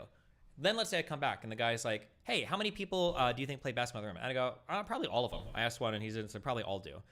If I'm extrapolating from that position, I was actually more correct when I had no information than when I just gathered a little bit of information. I think that we have a big problem in our media reporting environment where sometimes people feel like getting small snippets of information is better than nothing. But I think the problem is small snippets of information can actually send you down a more misleading direction than just not having any of the information at all. And that's the kind of stuff that I try to look out for sometimes. I'm a little bit worried. That's a weird portrayal of, we were given gigabytes of information that took us days to scroll through, and we were only touching the stuff the searches that we're asking for. We could ask for anybody and they would come back with all those returns. So like, unless your theory that we were like treated to a curated Potemkin village of data is true, then this seems like the opposite of what you're talking about. Okay, so I feel like you're not even actually arguing this point. Well, okay. I feel like you sort of are, but aren't really. You're sort of arguing it for the sake of arguing it a little bit. Hold on. Okay, I'm trying to be polite, okay? If I was a journalist and I was tasked with doing something like this, okay, I'm never in my entire life going to write a story about a company based solely on the information the company gives me. Full stop. I can't even, if I think really long, maybe, but I cannot think of a single example that would ever break that model in my mind. I am never going into Exxon's offices, having one of their engineers show me what they've done, and then publishing a story on Exxon's platform, released on their website about Exxon. I would never do that. That's called PR. I don't do PR for people. If I was a journalist... Would you not do a story on the CIA based on records from the CIA? Absolutely not. You would corroborate. You would investigate. Maybe the CIA says that we've got information... No, I'm talking about raw data. Like, no, not only you corrupt between CIA agents. No, you would probably reach out to the people for comment, or you would reach out to affected parties, or you would reach out to any other type of like, let's say that you found these emails going through some email system, you'd reach out to the emailers to verify something, right? You would always corroborate. If the CIA released stuff and they said, hey, here's exactly what happened with JFK and here's 7 emails for it or whatever, I wouldn't go, oh, cool, it's settled. And you guys wouldn't either. You'd say, hold on, I want to see who you were talking to. I want to see who delivered these letters. I want to find out. I want to corroborate this 100% because I'm not going to. Why would I only trust what? We had all that. We had all of this information. We had all the raw data. That's what we were reporting on. But you only were reporting on raw data from Twitter. And unless I missed it on some of the other threads, the threads were about Twitter from information gotten from Twitter. We were reporting on the internal deliberations by Twitter employees on these events and on these flagged tweets and the meetings with FBI. All of that information was in their Slack messages. It was in their emails. It was like, I don't know, like, so here's a question. Going back in time and bugging their offices, like, I don't know what else we would. I can think of so many other things. So here's like a really easy question, and I might have missed it in the threads, but also, at any point in any of these Twitter threads, was anybody from the FBI contacted and asked for comment? Wouldn't that be like a really easy way to like expand on like, because if you've got emails from people working at the FBI, why not like reach out and say, hey, you sent this email about this. Why not give me some more information on what this was about? I don't know the answer to that question. I don't know. I haven't asked each of the reporters if they've emailed Elvis Chan, so I don't know the answer to that question. Yeah, I mean, like, that seems it would be like a starting point, because maybe the FBI, and like the nice thing about that is you might be able to build something even more nefarious. Maybe you ask an FBI guy, like, you emailed this thing, what was that about? And maybe the guy tells you, like, well, in the FBI we actually have a program where we do this particular. Now I don't know if they really have much information, but I'm just saying that might even give you better leads to even more like foul play that's going on potentially. It feels like what you're saying is that based on the possibility that that we were given, like, this was an elaborate hoax and conspiracy by the FBI to pull the wool over our eyes. What we reported was therefore ipso facto a puff piece for Twitter, and that we were just doing Elon Musk's PR for him. Yes, that's what I think. Yeah, I find that like wild and also offensive. Like, do you think we have no integrity? Like, we're going in there. If I was writing a story about something, I would of course reach out for Elon Musk. Yeah, of course. It's the Twitter files are Elon Musk. Yeah, I mean, like, it feels like that's essentially what's. Because he's an interested party. Do you think that any investigative reporter reporting on anything is not getting their sources from interested parties? Not only you corroborate. Everybody who leaks information has an agenda. Everybody who meets you in a parking lot, in a dark parking lot, to give you secret information has an agenda. Yeah. Every source you get information from has an agenda. The difference here is that Elon Musk's agenda was transparent and known to everybody in the world. Well, wait. What is Everybody Elon? Wait. knew what his agenda What was. is Elon Musk's agenda? To discredit the old Twitter regime. And more specifically, his interest is to earn money, right? His interest is to grow the value of Twitter as a company, right? Part of that project is having journalists come on and write pieces on his platform about Twitter. So ostensibly, you're doing public relations for Twitter to try to grow the value of the company. You're functioning almost as like a PR agent for Twitter. That's essentially what it is, right? No, it's there's there's no contract in regards to that at all. So you can't just throw the label PR at something that there's no PR contract. That's not what the agreement was. I don't know. I can't imagine. I can never imagine reading communication with people, not reaching out to anybody for comment, and then publishing all of it on the platform that's giving you the information. That seems like PR to me. That's what it feels like. I could be wrong, but that's. Yeah, I think it's crazy to assume that comments were not requested throughout the Twitter files. I would almost guarantee that's not true. And not a single person in any of these things had anything to say about them? They did. The FBI responded. I mean, the FBI responded. Responded is not did more digging or got a request for the story. Of course, people responded to them. What their comments are? We have their unredacted data. We have their communications. Like, you could ask for their opinion. They could put their spin on it. But the data is what the data is. Right. It might have been their emails. We have their Slack messages. Yeah, I mean, I can speak to my reporting, which is just that, like, this stuff happened. I sort of worked backwards. I knew there were I had a list of, 100 miles long of different tweets and different accounts that were flagged along the way. And I wanted to deconstruct to understand for myself and for the public how this happened. So there was no one for me to contact. I already knew, I was in touch with these people. I mean, the evidence was what it was. I mean, I communicated with several of the people whose tweets and accounts were affected that I reported on. So I guess one of the things is there's a whole variety of reporting that you mentioned, which is a good point in the beginning. How do we feel about having everything under the umbrella of the Twitter files? Because there's a variety of different things being reported. So maybe in one sense they do all belong under one umbrella, and in another sense there's we're sort of merging a bunch of things together. But other than the stipulation that the reporting first has to go on the platform of Twitter, there was no relationship that I had with Twitter. There was no financial arrangement. There was no agreement. There was no NDA. It was just like the anomaly of this ultra-rich billionaire buys the company and is like, here, I'm giving you access, with these particular very tedious tools to try, to look up what happened, how were decisions made prior to my arrival. I don't know. I mean, there's nothing that I reported on that's possibly in dispute that I'm aware of. Like, it literally happened. I mean, I've had people write articles on me. Usually, if I'm an affected party, at least somebody emails me like, "Hey, this is being published by end of day tomorrow. Do you have a comment or whatever?" But yeah, I mean, I understand if it's a different way of going about things. well, at least with my reporting, there was no one for me to reach out to. I mean, there was an email that happened internally, unless we are questioning the actual veracity of the email itself, that it was a fabricated email that Elon Musk's team made up in part of this 1,000 email file, that it was fake. Aside from that, there was nothing. The reporting for me was on what happened at Twitter, what decisions were made, and how did this process take place that led to certain information, certain content on the website being flagged or suppressed in one way or another. Sure, yeah, I understand. But again, even for so did you ever reach out to Michael Kratsios or whatever? Is that how you pronounce his name? I did not. Yeah, so this was a guy who you said was from the Trump White House that was specifically making calls to combat misinformation around 5G cell phone towers, runs on grocery stores, misinformation that could stoke panic buying. That seems like a really interesting guy to talk to. Well, when you guys are making these specific requests, how were they made?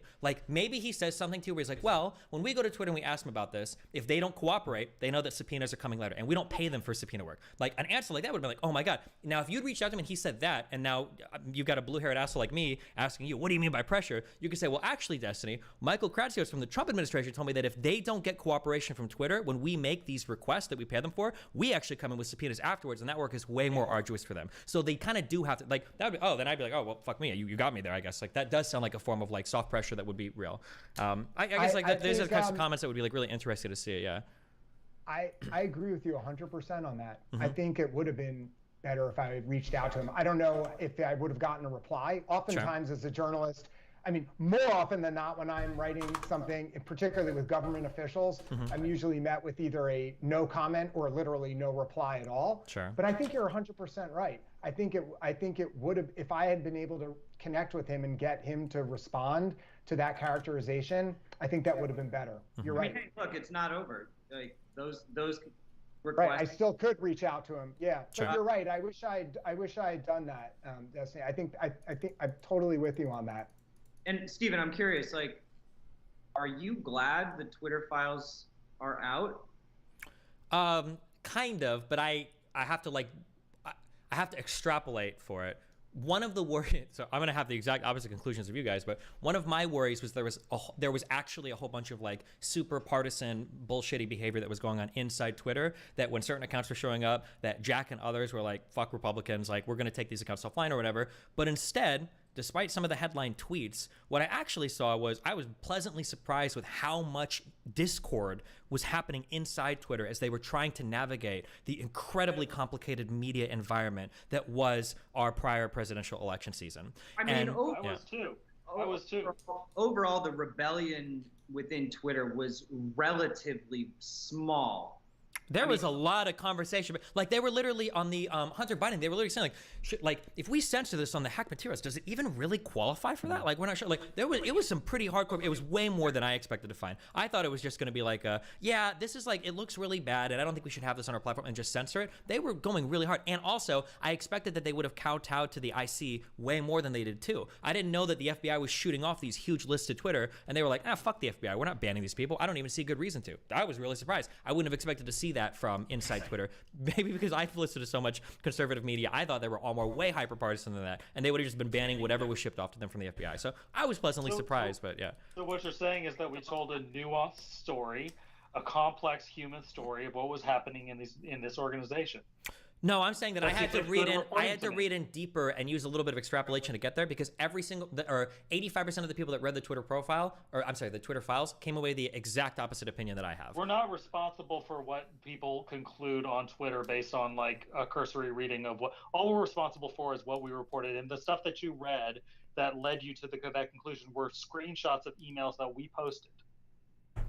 Yeah, we have a totally different view. I would say you're absolutely responsible. I think we are responsible. We exist in, if I'm writing a piece, the only reason I'm writing that piece, I'm not just shooting stuff out into the ether. I want to communicate an idea that I have in my brain based on what I found to you. And if I'm trying to communicate something and over half the people are walking away with an idea that's incongruent with what I'm thinking in my mind, I failed as a writer. That would be my feeling on it. But.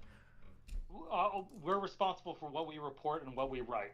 If you can find stuff where you say this is wrong, this is factually wrong what you wrote a lie, then absolutely we own that. But I haven't heard you say that. What you're saying is the overall thrust in the ether, in the zeitgeist of the Twitter files, led some people to a conclusion which is hyper-partisan, when in fact the story was much more complicated, and there was in fact internal pushback within Twitter, et cetera, all of which you gleaned from our reporting. Well, so to be clear, I opened with that the ending conclusion to Schellenberger's Twitter thread, the one that I thought we were going to focus on today, that we kind of did, is when he said, in the end, the FBI's influence campaign aimed at executives at news and media, Twitter, and other social media companies worked. They censored and discredited the Hunter Biden laptop story. I would consider that statement a lie. It's all true. What's a lie in it? That the FBI had an influence campaign aimed at censoring and They did have discredit. an influence campaign. We've gone over this 5 times. They knew that the Hunter Biden laptop was real. They knew that the story was legitimate, but they went on a tour of all these social media companies. They had meetings with top-level executives saying that a big disinformation dump was coming. Then the Twitter files, then the Hunter Biden laptop story in the New York Post came out. It was censored. And then the IC organized a bunch of like former retired intelligence people to say this has all earmarks of a Russian disinformation op after it was censored. That sounds like an influence campaign to me. That might be, but earlier I asked about evidence. You said you've given me evidence. The only evidence you've given me is a timeline. I don't know what you want. Like any other piece of evidence to come out and say I'm a conspiracy theorist. It could be I orchestrated this whole conspiracy. Lock me up. What we've given a timeline. There's documentary evidence to show each point. We've laid it out. You can come up with your own conclusion, but you just said that our referring to that series of events as an FBI influence campaign is a lie. Well, an FBI influence campaign to censor and discredit like politically partisan material. Like, of course, they absolutely ran an influence campaign to censor and discredit the Hunter Biden laptop story. Okay. That's exactly what I just laid out. That is a series of events that I laid out. Was an influence campaign by the FBI who knew that the story was real to discredit a true story to people who didn't know, who didn't have access to these social media execs who did not have access to the information, who had no choice but to just take the FBI's word for it, and it worked. You said you just said no choice but to take the FBI's word for it. I mean, they had choice. We're kind of going back and forth on this. They had no information with which to say, no, I think you're full of shit. So at that point, the FBI comes to your office. They say, we have reason to believe that this Russian disinformation dump is coming. Yeah, you really have no choice. You can say you're the FBI. They do it. Stop saying they have no choice. They did have a choice. They rebuked the FBI at so many different steps based on all of the reporting on here. I'm saying they had no information with which to doubt the FBI's version of events, and which put the FBI at a big advantage, saying this story is coming. We think it's Russian propaganda, referring to a true story that they know to be true. And that story comes and it got censored. Even if Twitter did have choice, Stephen, it doesn't change that the veracity of the last statement. If the FBI had an influence campaign to censor and discredit. Hey guys, I'm sorry. I need to. I'm. We can wrap this up. Yeah, that's right. Because we're kind of circling the drain on it too. I want to let you guys give a shout out to your stuff at least if you're for David if you want to if you have to take off I mean I'm on Twitter and Substack, David Zweig at Substack or whatever, however the phrasing is. Okay, cool. Great plug. That's like the worst plug. You need a more like a spelling friendly like last name. I feel like it'd be hard to look your stuff up. EWEIG. Yeah. All right. I'm on Twitter at L Woodhouse, and my Substack is public.substack.com. And by the way, this got heated, but I really appreciate the conversation and I enjoyed it. Yeah, I appreciate it for you guys too. Thanks a lot. I appreciate it. And thanks, Bill, for bringing it all together and everything. Yeah. Hit up if you want to come to the Austin event and kind of go next level on this. Check out festival.minds.com and you can get tickets. We'd love to have you. Yeah, real quick. If Leighton and David want to take off, we can chat about that for a second, Bill. If you want to plug the event more. Yeah. Yeah. You're hang out. Yeah. Thanks, Steven. Yeah, thanks a lot. I appreciate the conversation, guys. Yeah. I like being pressed on all these issues. You ask interesting questions and push it in interesting directions. So I appreciate it. Yeah, thanks a lot. I appreciate the convo, guys. Okay. Thanks, Bill. Bye. Later.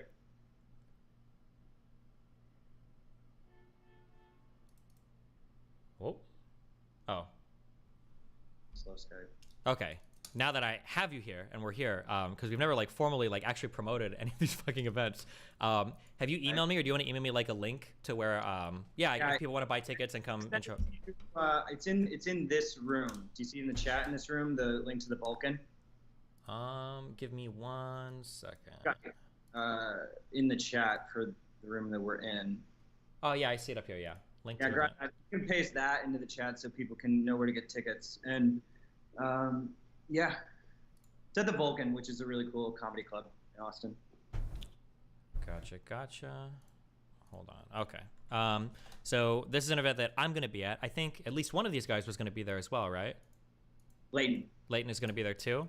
Yeah. What other big ticket debates? Who else is going to be there? Sell it to them. Make them buy tickets. So we've got on that panel, let's see. So that panel is you, me, we got Brian Callen, Leighton, and Posobiec. So, the Posobiec element in that debate will be very fun because I'm sure he's pushing the narrative that you're discussing. And then earlier on, we're doing just like a change my mind with audience members. So anyone out there who wants to try to hop on stage, not too many people are going to be able to come on, but we're going to do some of that with Chris Williamson, who's got a really cool podcast. I'm doing a show with him before the event, actually. Yeah, people have seen me on his show. He's a really cool guy, yeah. He's really cool. Also, Peter Boghossian, Daryl Davis, and Matthew Israeli from who was the founder of the Post Millennial. So that'll be like more freeform, but I think it's going to be really interesting. We've got one talking about social media moderation with Eliza Blue, Ian Crossland, and Luke Rudowski. And you, if you want to be on that one too. I don't know if you've seen all of the nonstop trending of the Eliza Blue situation. I got linked 2 articles, and it honest to God looked schizophrenic to me. So I don't even know anything about any of that shit. Holy fuck! Before any of that exploded, and so it's kind of just been an interesting thing, and we'll see what happens. We're gonna try to lay out both sides as much as possible, but it's on nuclear. It's really insane. Cool. All right. Well, that's a killer lineup for the event. I've linked it. I'll link it again in chat. I will be there if you guys want to buy tickets in, I think it's at April 15th. April 15th. Yep. Cool. April 15th, which is a Saturday. Cool, man. Yeah. Thanks for having us. I think that was a great debate. I mean, I enjoyed it. It was super fun. Yeah. Hopefully I didn't piss anybody off too much, but. No, I think it'll be interesting to decide like what we can come up with in between now and then to kind of maybe get to a better place. Like, I also think I'm curious if you are you sticking to the fact that you think that last line was a lie?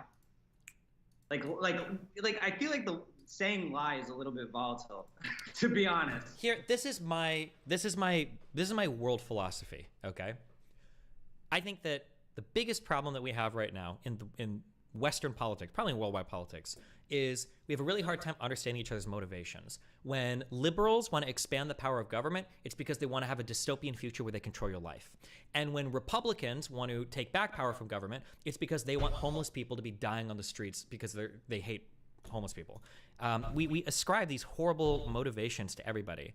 And I guess when I read through some people that are writing pieces on each other, I like to start from the point that, and I've gotten so many emails from people working in intelligent communities that like most of these dudes, like they show up to work, they want to do these jobs, they want to do their best. And like, yeah, like sometimes weird stuff happens, but for the most part, everybody's trying to do a good job. So when people present these things as like these huge conspiratorial things where the FBI is moving in this hyper-partisan way to try to like do this really malicious action, it's like, oof, like that could happen, but I need really strong evidence for that claim. And without that evidence, we're all just kind of like driving each other into these holes. And I think that there's so much evidence out there that shows that like Twitter and the IC are legitimately trying to do the best job they can. They are really scared of all this crazy foreign misinformation of all these companies being set up in the US. And like sometimes people make mistakes, unfortunately. I think the censoring of the Hunter Biden story, I think that was a mistake. Jack Dorsey said it was a mistake. I think most people agree that they probably shouldn't have ever cut it from Twitter. But reading so maliciously into it just like primes everybody to fucking hate each other. And I try to push back on that when I can. Yeah.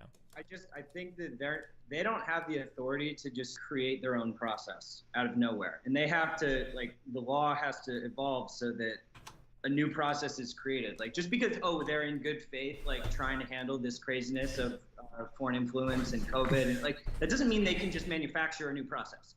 So that's one last point. And then the other thing I wanted to mention was, because at the New York City event last time, you mentioned like these events are constantly just anti-establishment people on both sides talking to each other. And I just do want to say that I'm still waiting to hear from NBC, but I have a specific NBC reporter who wants to come and made a request to come, and he's still waiting on permission. So I'll say this. I don't necessarily want to say his name right now, but he said that he already said that they said he can't speak.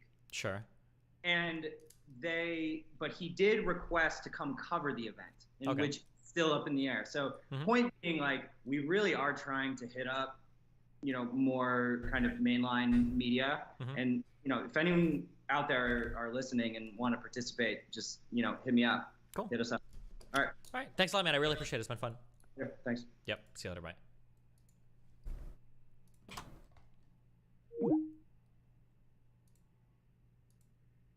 Jeez.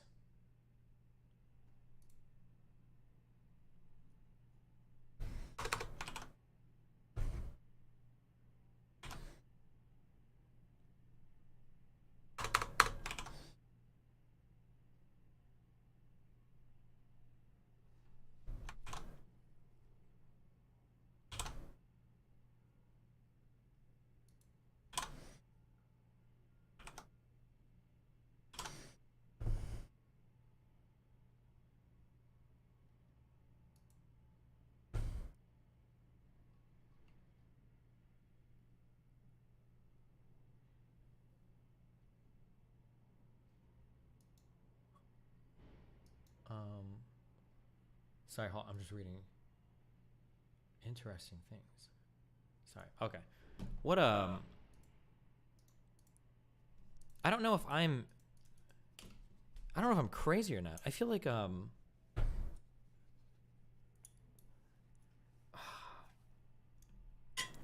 feel like I went hard enough. I think that was hard enough. I think I went hard enough on that.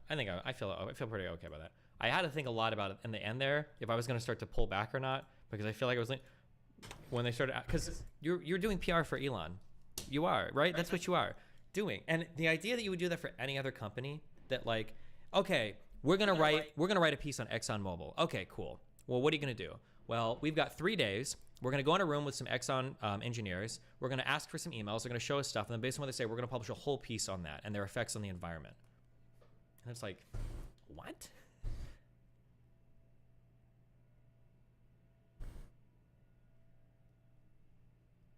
That's wild to me. That's so crazy to me. What makes you go harder than usual or lighter than usual? How do you toe the line? I'm not sure. I don't know. I guess I just try to feel it out. I don't want to like shit on anybody. But like, that's some pretty wild journalism. If it's just like, I didn't reach out to a single person for comment. All of the Twitter headlines are highly ideologically driven. And then to say, well, there's no agenda here, whatever, like, I don't know, this seems a little, I don't know. One of those things that really gets the noggin jogging.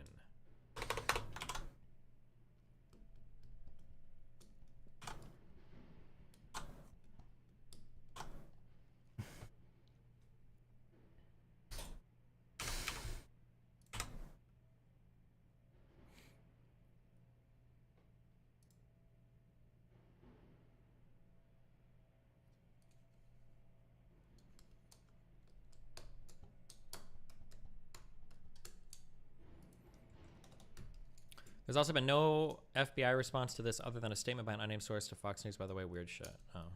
Thoughts on Borzois, the dog breed? I have no idea.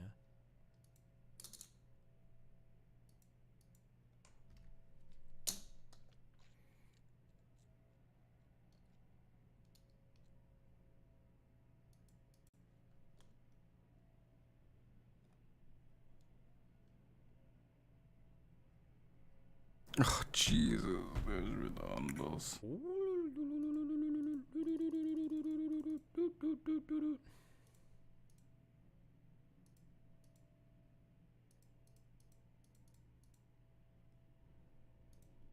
Shondos?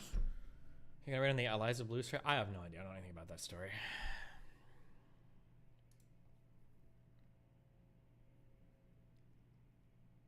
The data was raw. Can I explain stuff, Pisco? Yeah, give me a second. Hold on. I need Yeah, give me 1 second and we'll... I don't know what we're doing for us today. We'll figure it out. I'll be back 1 second.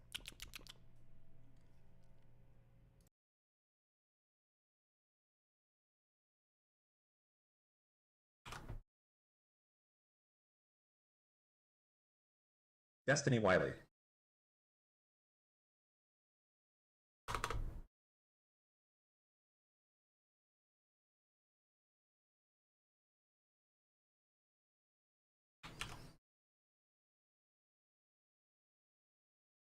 When did Sergeant Abeka lose so much weight?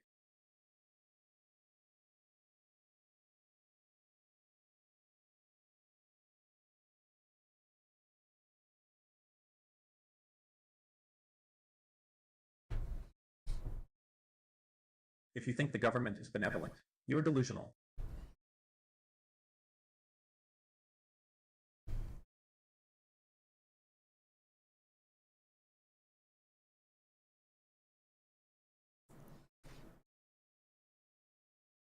Mark Zuckerberg admitted to Meta shadow banning the Hunter Biden laptop for the FBI of Dungjerry. They 100% have the ability to disappear people and content on social.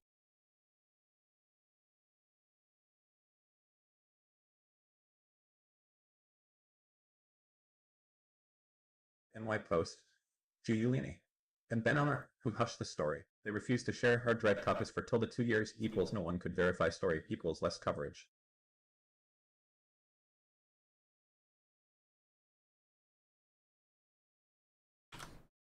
White people happy. This is my last sub before I'm married. White people happy.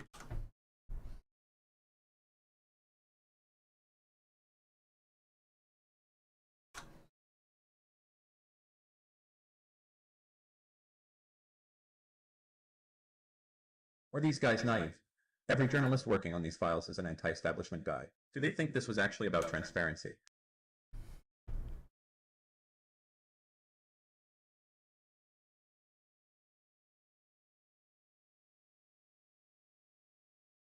I'm still trying to figure out what evidence Destiny is using for the basis of his premise. It just seems like a God of the Gaps argument, where the gap in knowledge equals PR hoax.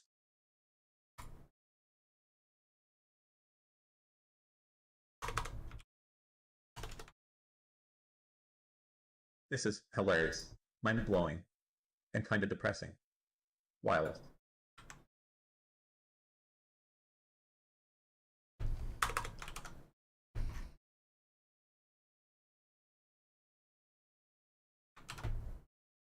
So the argument could be you should reach out to the people in the emails and communications, but there doesn't seem to be any evidence for the hoax.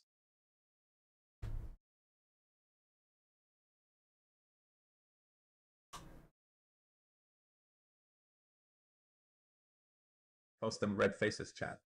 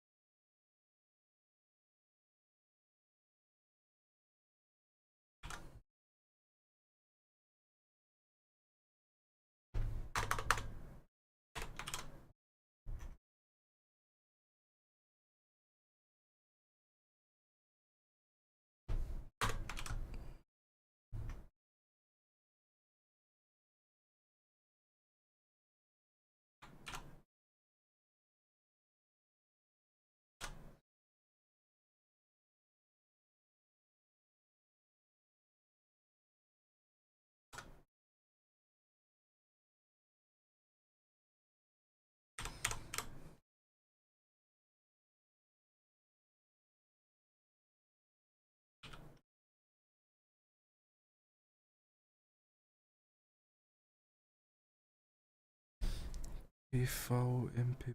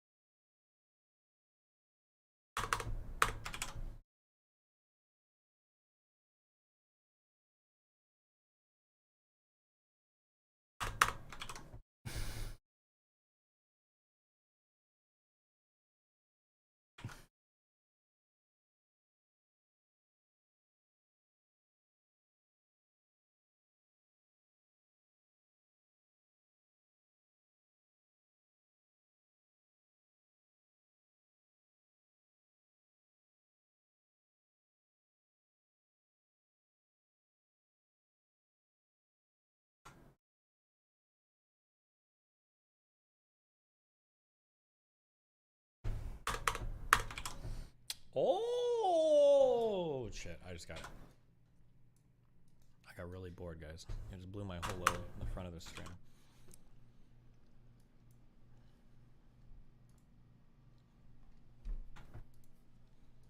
This game sucks. I don't think it's worth playing. I'm killing this save. Goodbye. Oh, 18.5-minute Kerbal Space Program 2 trailer? Yeah.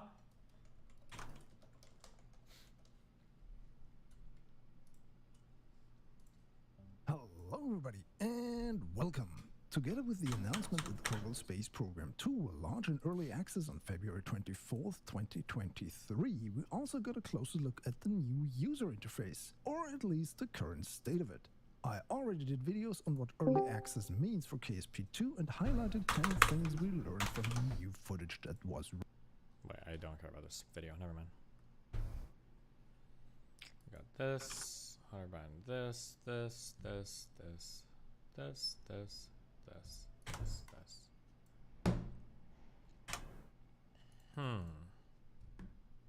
New Factorio-esque game just released.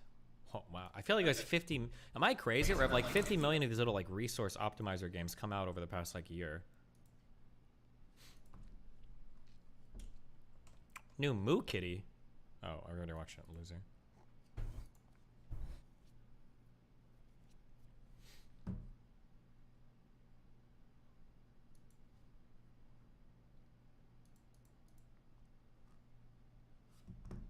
There's a Star Sector. Don't Star Sector me. No. That's an actual stream destroyer, because it's like a boring game, but I have to focus hardcore on it. So you get to watch a boring game that you don't understand, and I can't interact with chat at all. You watch the Seth guy on YouTube. Hey people, Seth here. Today, I'll be covering a very niche, very infamous, and very autistic game that everyone's asked me to cover since day one. A game where you and many other real, living people with questionable social intelligence roleplay together on the worst space station in the universe, where aliens, shapeshifters, and traitors working for rival corporations are the least of your concern, where the greatest threat to your own existence are your own crew members. Hungry? Come to the station canteen, where the food is definitely poisoned. Injured? Head on down to medical, where half a medication has been relabeled as happy pills. Discouraged? You can try taking a painkiller instead. But it wasn't a painkiller, it was LSD. Having a bad trip? Don't worry, there's a security officer nearby to help, but he can't respond because he was murdered and replaced by a genetically modified monkey wearing his uniform. Hallucinating? Keep calm and focus on what's real. Steven, do you like the band for you, Polyphia? Check out their latest with Steve Vai. Wow. Hold on, I gotta blow my nose 1 sec.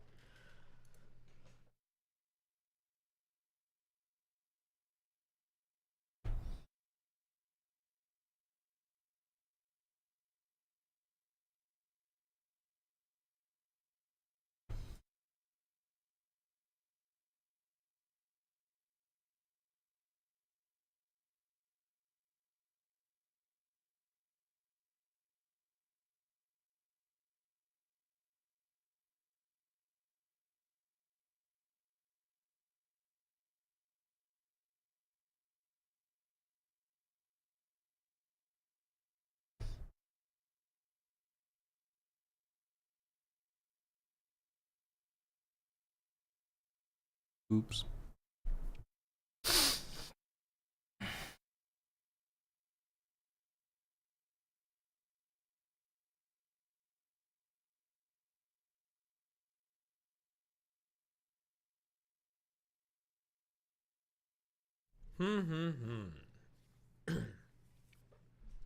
Watch the President Sunday v Erudite video. Okay, the problem is I'm kind of bored of Factorio now, and I can't watch videos of everything they play in the background, so I don't know how I'm supposed to watch any videos.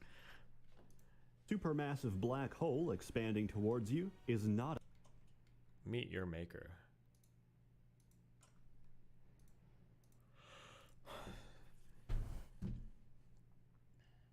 By diverting the raiders' eyesight somewhere else and catching them from behind.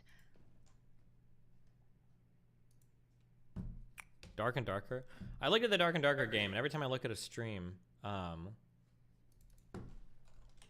It looks like they're always in like the same like 2 rooms. I have no idea what the fuck that game is about.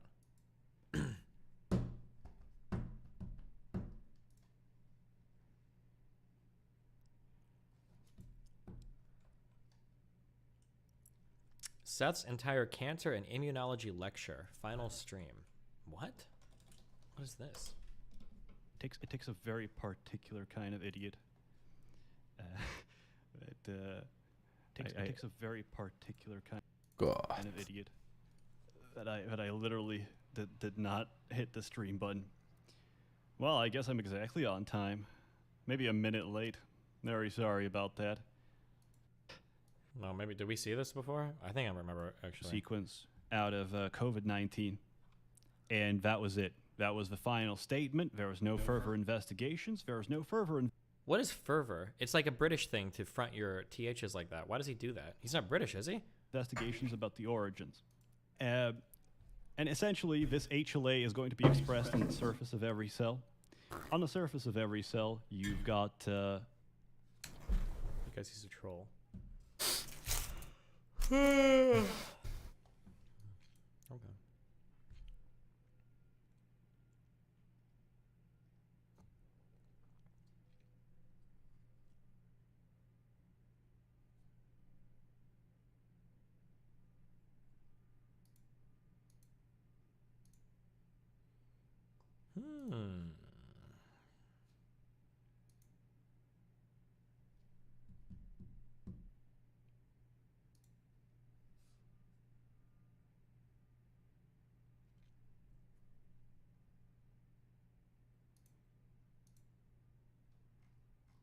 Jesus.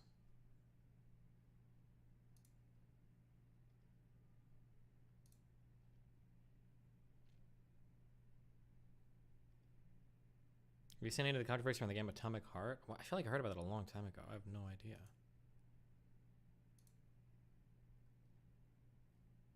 Damn, has Marvel done like anything since the Iron Man dude died? Or how's their shit coming along? I totally stopped caring about every superhero thing ever. I don't even think No, I did like Iron Man, but that's kind of weird.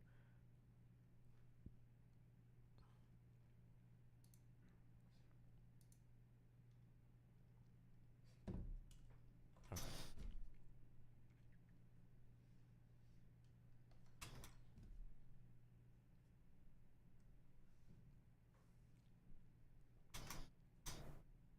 Ant-Man 3?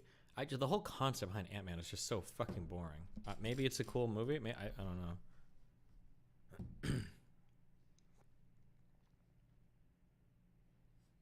Autistic background game with permadeath hardcore. Super hard only for hardcore gamers.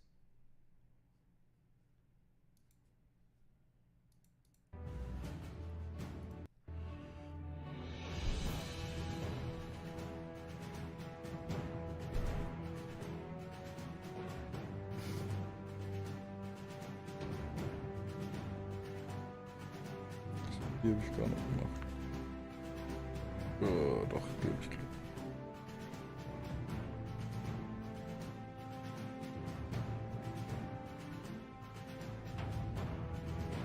So, also waren wir heute gut den ganzen Tag? Ja. Marvel's Midnight Suns. Forsen. It's gonna be way harder to locate than Natural Fortress. But it's dead regardless if you go for it. And it's not the real fortress, so it doesn't really matter. Even if you know it's gonna be a... Zoomer's Lulu, when Nub plays Minecraft, nice. That's a big problem. Blacksmith. It doesn't really matter. Even if you know it's gonna be a... Zoomer's Lulu, when Nub plays Minecraft, nice. That's a big problem.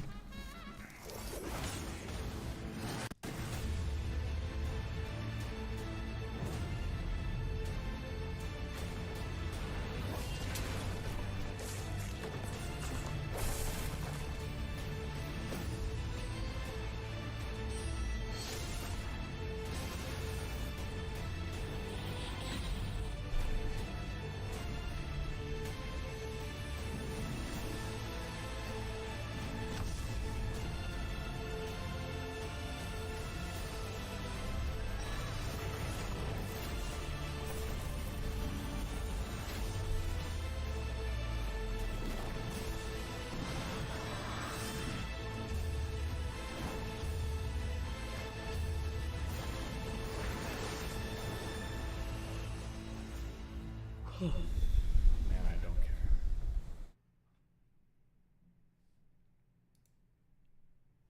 Mechanics. Sure, it still feels like XCOM 2. Total Biscuit. Rip. But it feels like XCOM 2 with so much more and so many new advanced features and We already did XCOM 2 Long War, I thought, didn't we? And I barely scratched the surface in this video of what's new. That's a damn good feeling to have when it's a game that you enjoy. I don't remember if this was a viewership killer or not. I don't think you guys want this. I don't think this would be good for stream.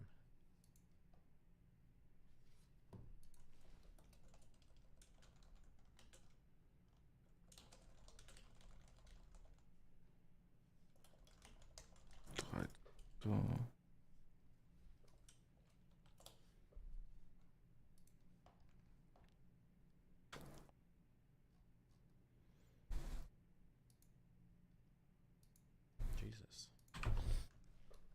JS Awards.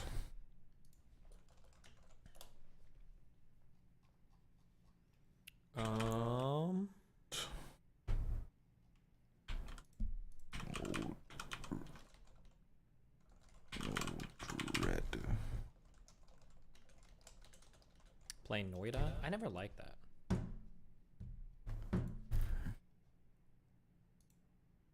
Every game is a stream killer unless you're... Games that I can kind of play in the background while watching stuff or talking to people are stream revitalizers. Games that require my full attention are generally stream killers. Unless there might be like super entertaining games. Yeah.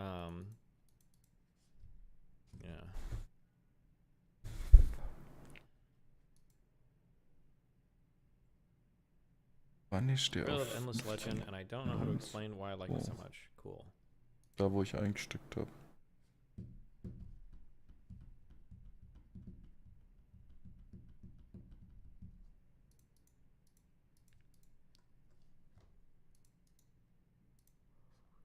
Mal vor 3 Stunden. Das lieb ich seitdem auch. Die war bis gerade an, jetzt ist Pure Rust incorporates Factorio. What? Oh. The era of automation?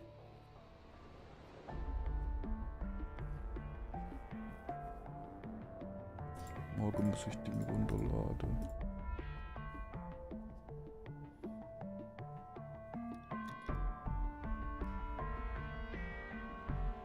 Theoretisch.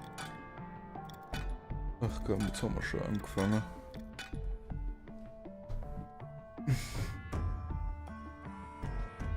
Oh my god, it's belts.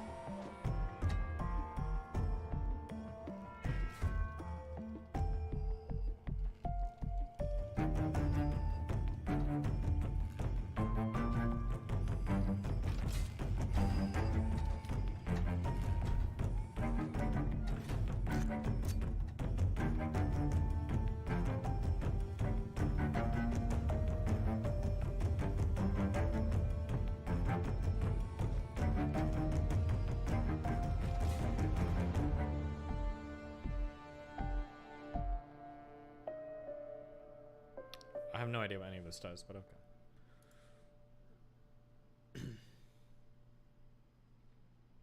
Das hätte ich vielleicht nicht machen sollen.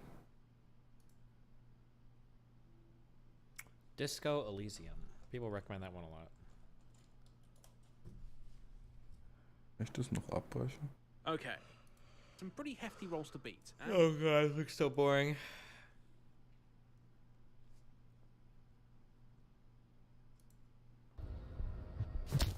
Heterosexual life partners. Wait, what? The entire economic system.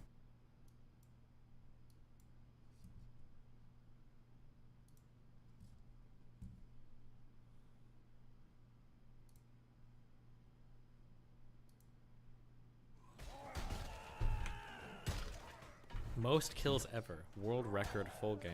312. Why is this guy like a giant? Holy shit.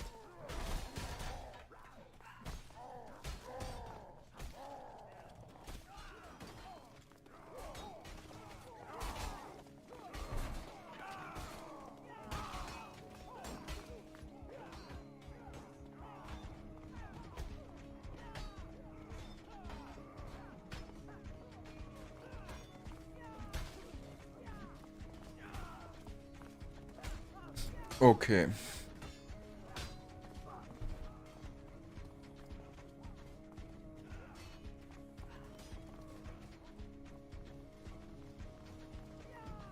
This guy is 6 feet tall and everyone else is 5'11". True.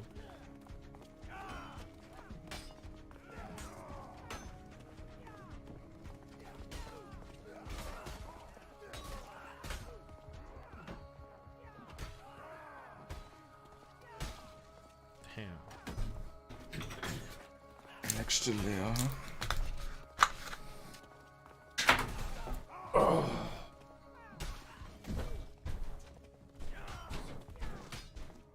Why don't like 20 people just use bows and just shoot at people?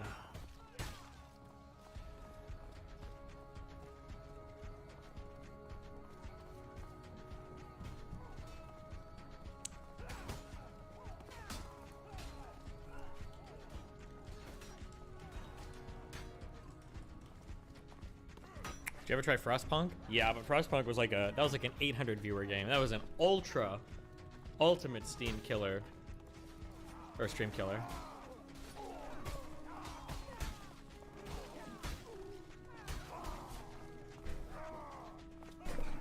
Oh no, wait, Frostpunk was fun. Wait, I'm thinking of what am I thinking of? There was another one that was set in like the snow that was like a that was just very slow. Wasteland 3, that was it. That was a kind of a fun game, though. I'm sorry. Wait, is Frostpunk 2 out? Announcement trailer 1 year ago. Does that mean that there is no Frostpunk 2, or?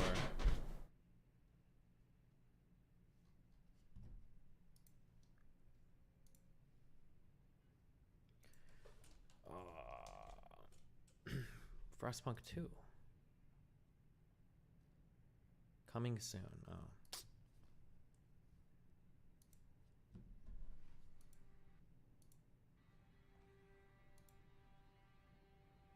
The world turned against us. Yet, we survived.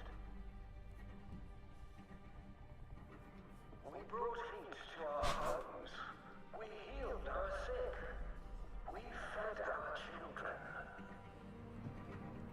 Some say we broke our promise. This game's not even out. I don't know why I'm watching this trailer.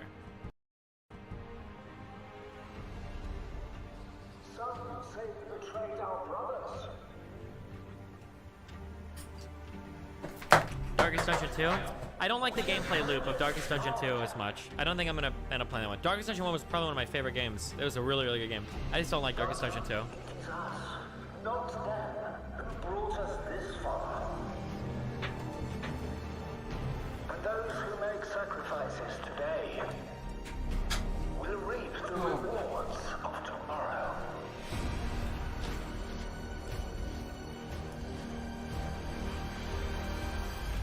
They're still working on Darkest Dungeon 2? I don't care if they're still working on it. I just don't like the gameplay loop. I just don't like it fundamentally. There's nothing that they could change to make it like a game. Stardew Valley's gotten badass updates. Darkwood. God, this was probably one of the, I don't know what it was. This is just one of my favorite games of all time. I don't even know why. I don't know if it was that good.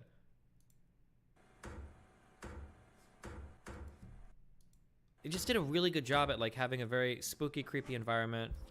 I'm sold on this. The story, like the Eastern Europeanness. Just was such a good game. Fuck. It was such a good game. Fuck, this was such a good game. I don't know why. Darkwood was so good.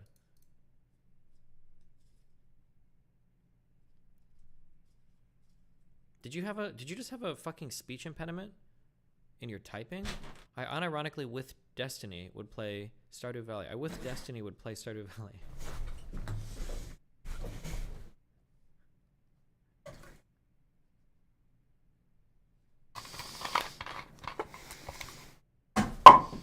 Auction not included? Shut the fuck up, bro. How many hours do I have in this game? Auction not included? 962 hours. Fuck off. Did you notice that Charlie edited himself out of the frame when you said something that could be taken out of context?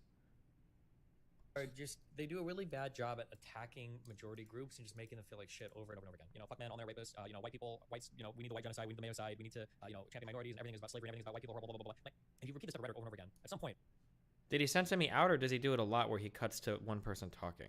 I don't think he censored me out. He probably So just. you mentioned red pill. I mentioned red pill a couple times. And now it truly is. It is the cliche advice of be yourself is what I tell myself most often. But if you crack yourself exactly. Too, and it's I think people just do this on podcasts sometimes. Problem is I'm pretty sure you probably develop a lot of your socialization skills. Yeah.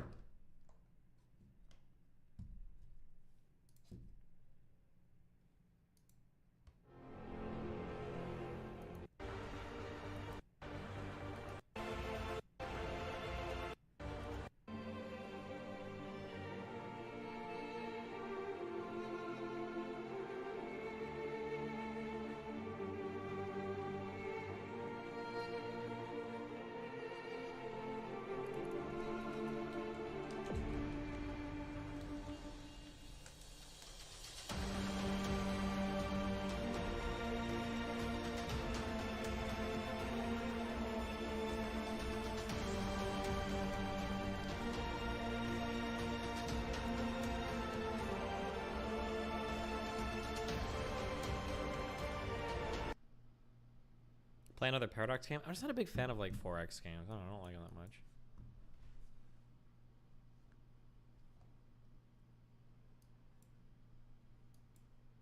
Did you play Subnautica? I played the first one. Did I beat it? I don't remember if I beat it or not. I remember getting bored of it.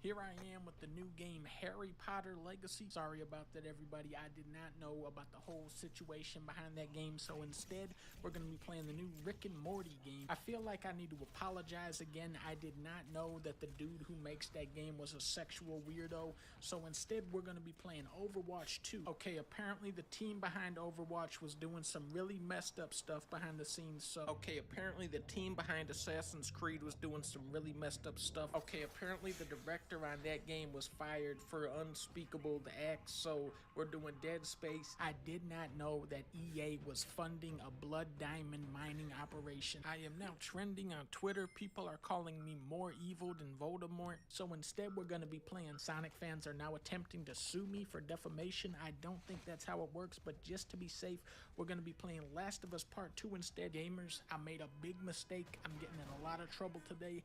I did not realize Last of Us 2 was a woke type game, so instead we're playing the most unwoken game, Sleeping Dogs. I did not know that Square Enix had retroactively added NFTs to that game, so instead we're playing WWE 2K22. That was a fucking disaster. Apparently Hulk Hogan has been saying crazy shit. I don't want any kind of evil energy on this video, so we're going back to the classic SmackDown vs. Raw 2004. This is a different, non-controversial game with no... So today we're going to be playing Fortnite, where I am going to be using the Will Smith skin. I just now found out about the Will Smith situation, so instead we're going to be playing... I just don't like Valorant, so instead I'm playing Bad Boys 2. I'm sorry to all my fans that were upset about the previous game. I forgot that Bad Boys 2 also had Will Smith in it, so instead we're going to be playing the Shark Tale. Even though it wasn't Will Smith who voiced him in the video game, I feel like just out of respect to the families, I shouldn't play that game. That was a bad call. We're playing Gex. This game is rated E. It's a classic game. Everybody here loves Gex. This is the only game I trust. Ah, ancient Chinese level. And Florian Wall. You can be a millionaire. Dr. Jones, you will never get all 3 chakra stones. With a level 6, you get aggro. Today we're going to be playing Spider-Man 2. Good one.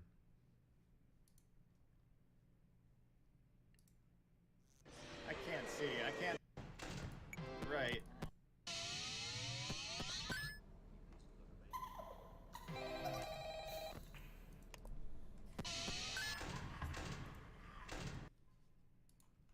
Peggy 3.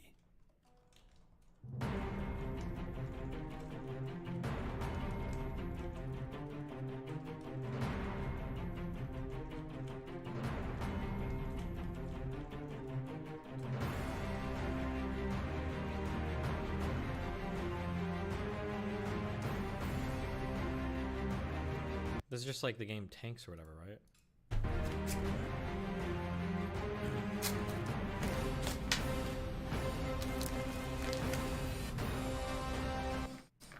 Oh, hold up. Older people in here think this is based on Worms, okay? Y'all didn't know, okay? Y'all did. Back in the day, okay, we played Scorched Earth. We actually did have to run this from the command line. Well, it was the start menu technically, but it was like whatever, same thing. This was Worms before Worms, motherfuckers.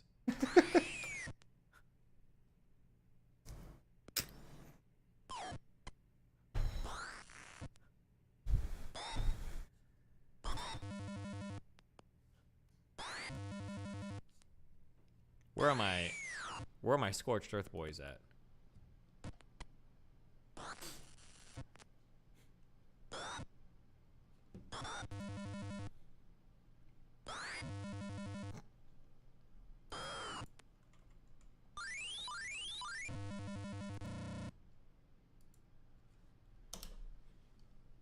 This is Oliveira in what is being called the biggest underdog story in StarCraft 2 history. Without ever winning a major tournament, he took down several of the world's best players, including the best for each StarCraft race, to become world champion.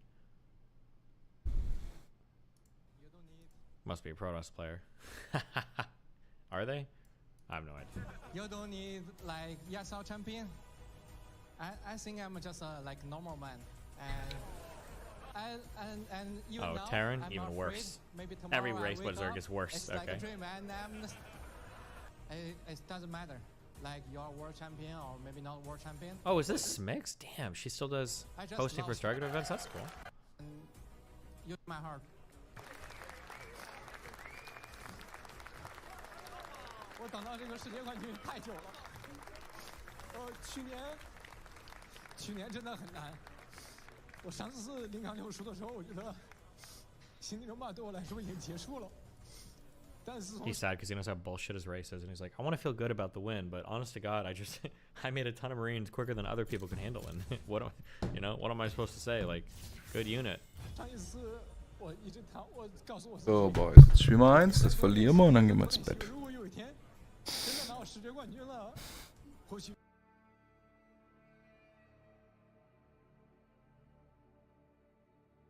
Den wollte ich eigentlich machen.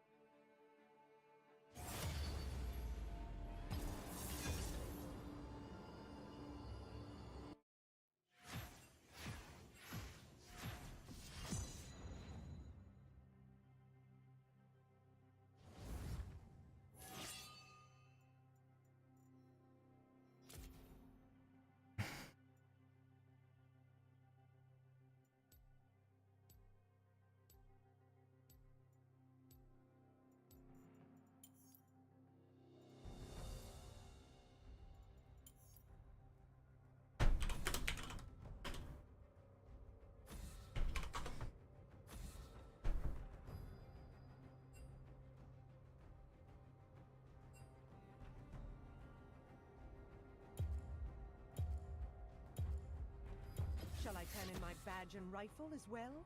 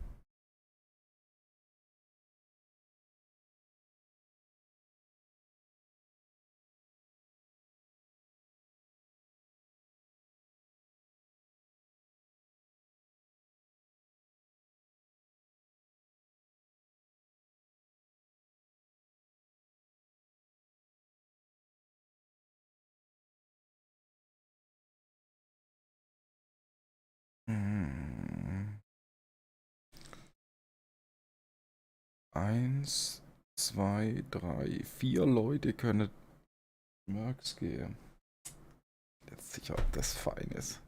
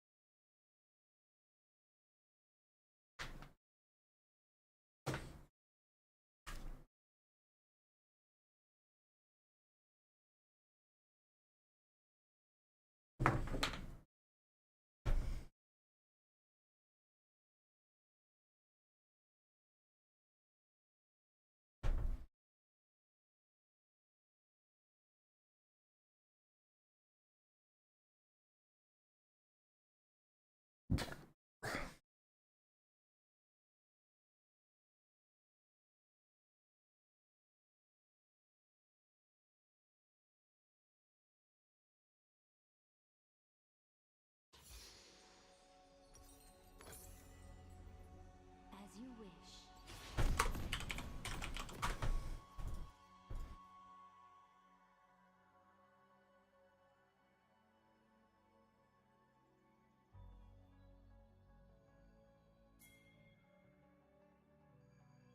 With ease. Welcome to Summoner's Rift.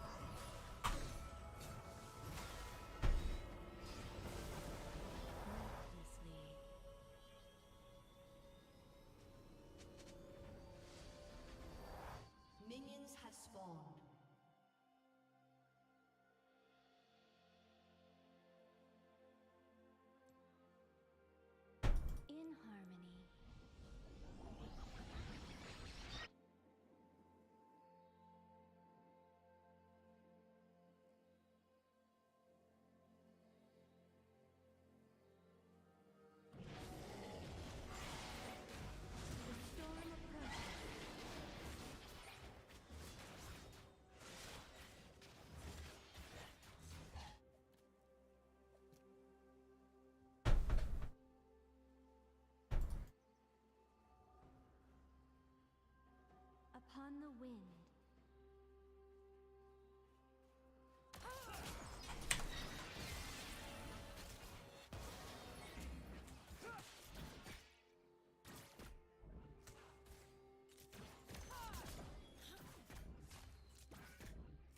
In harmony.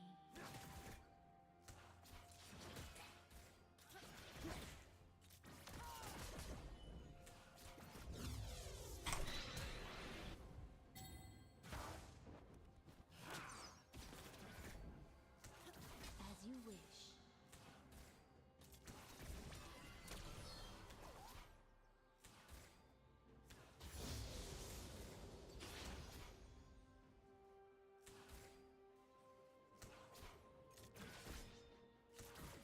With ease.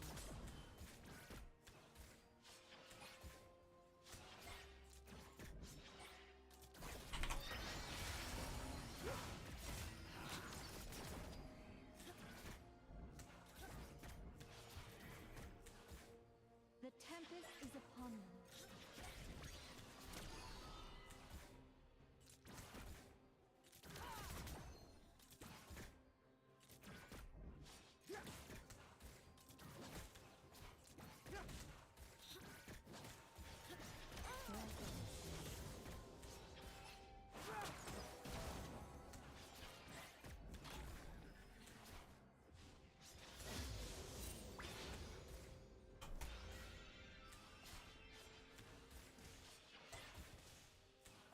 Upon the wind.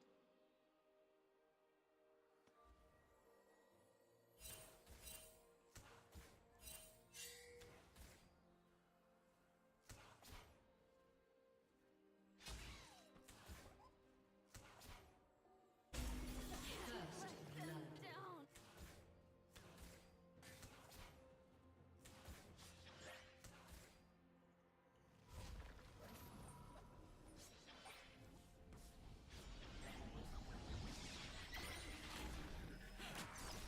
With ease.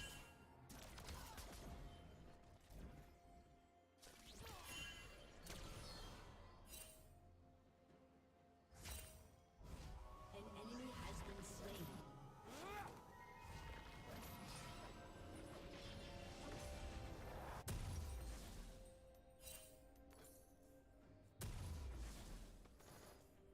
In harmony.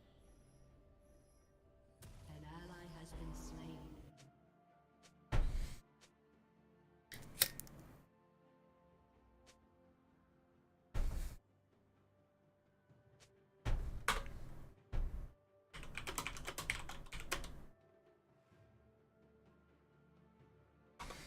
Upon the wind.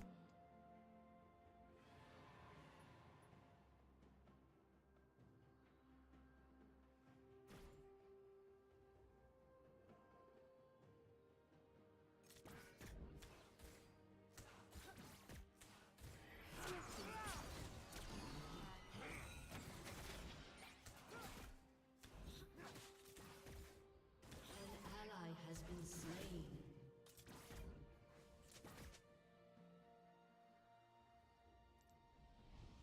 Breathlessly.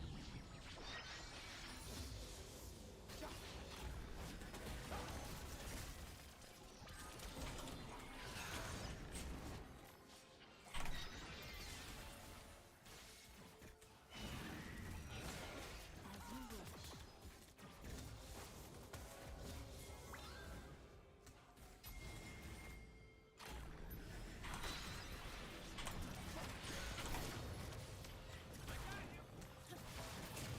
Oh no. Falsch.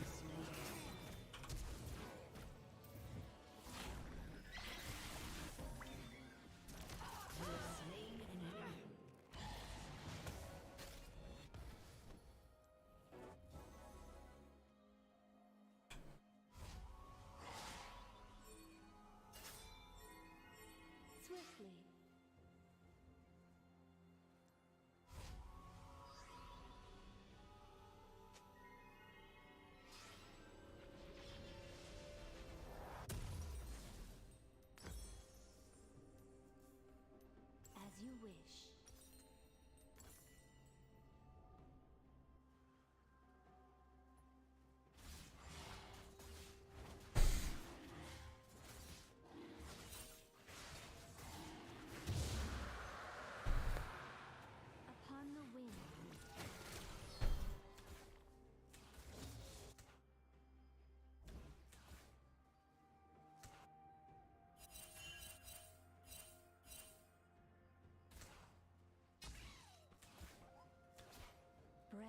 Breathlessly.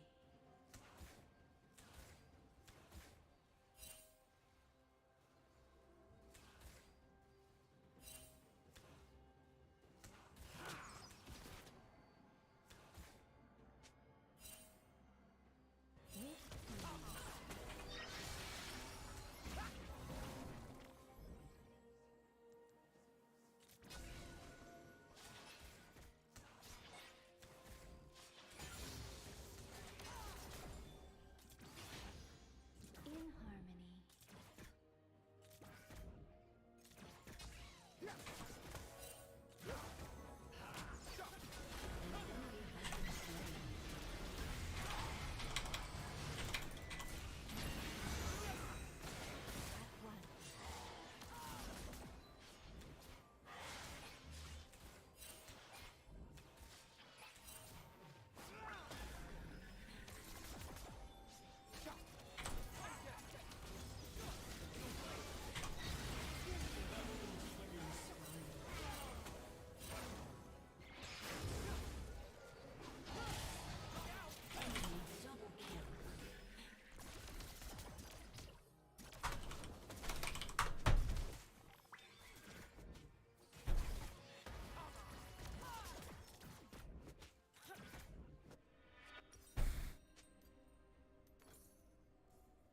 Breathlessly.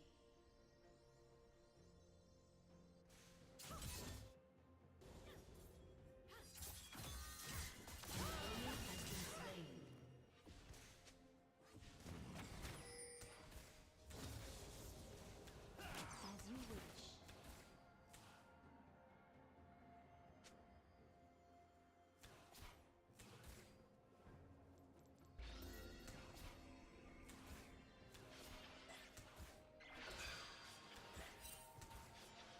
With ease.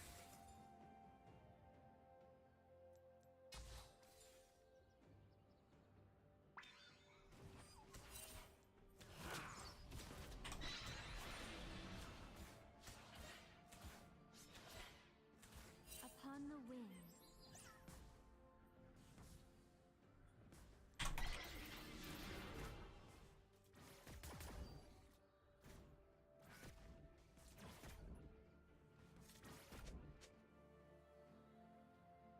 With ease.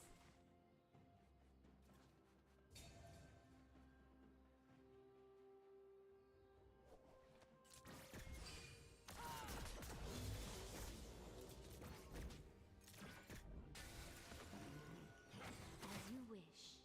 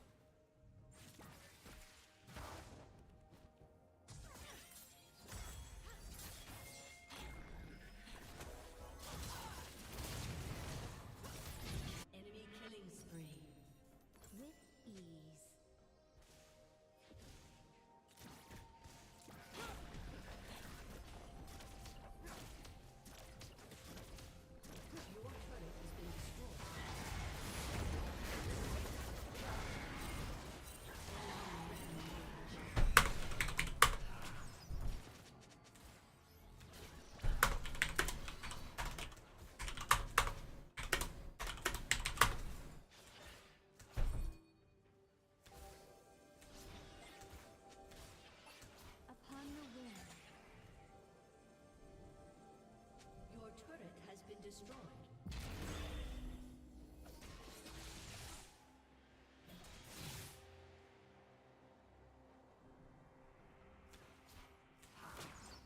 As you wish.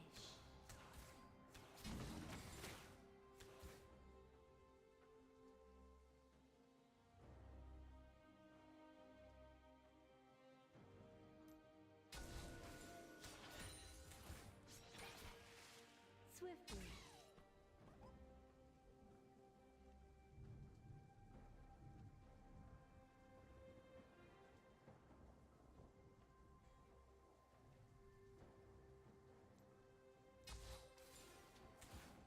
Breathlessly.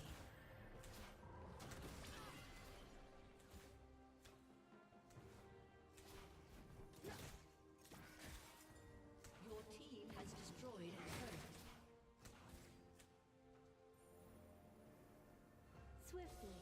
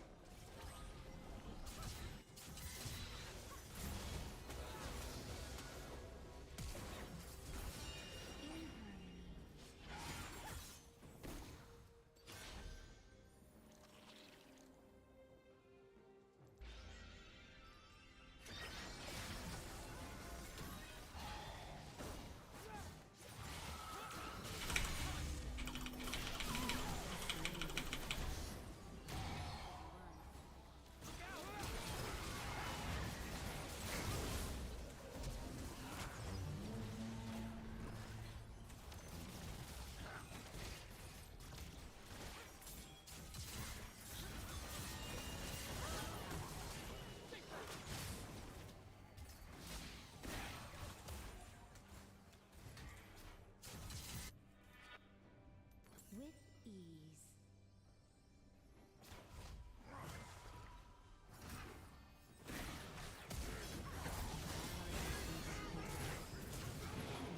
Triple kill.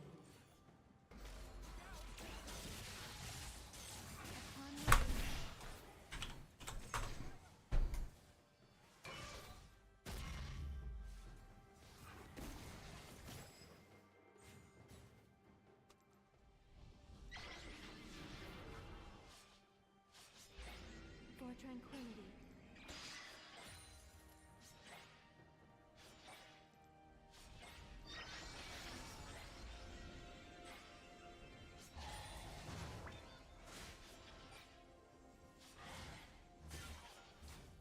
As you wish.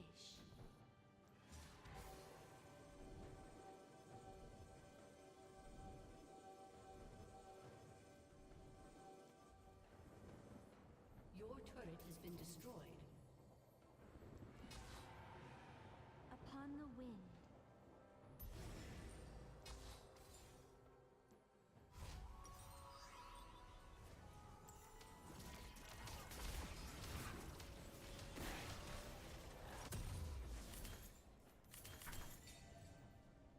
Swiftly.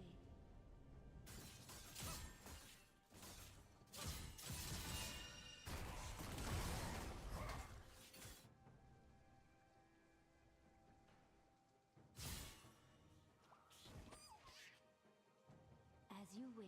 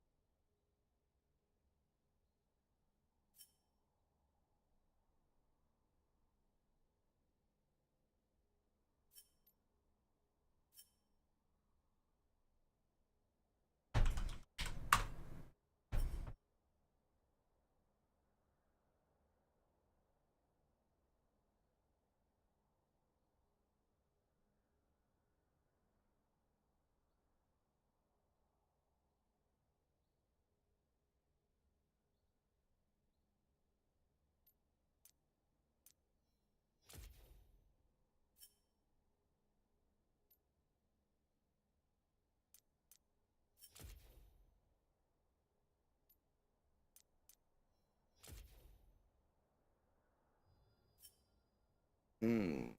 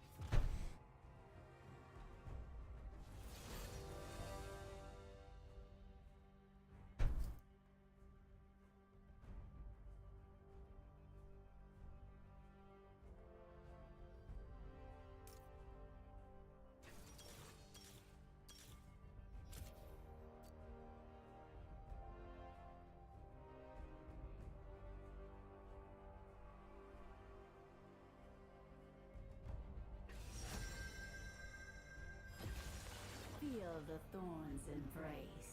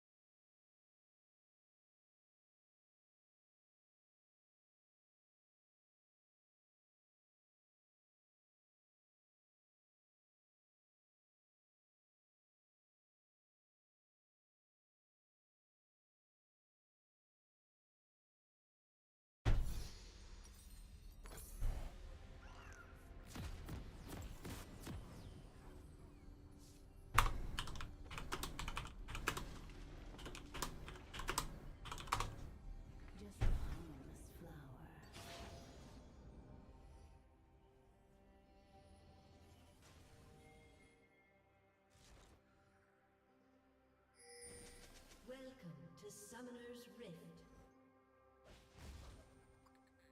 Wait until my seeds take root.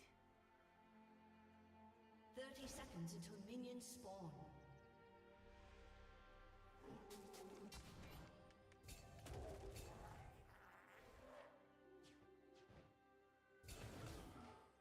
Such a busy world.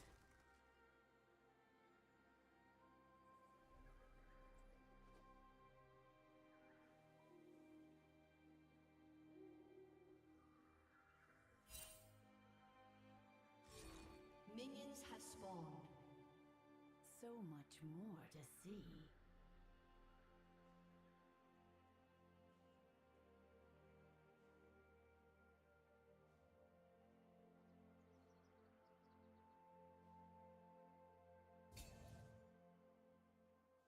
Venture off the beaten path.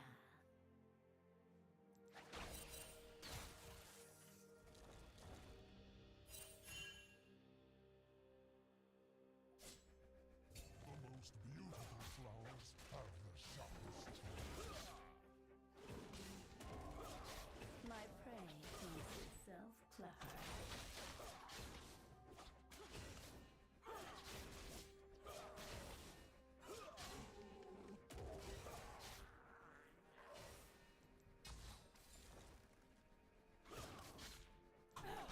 The forest holds many surprises.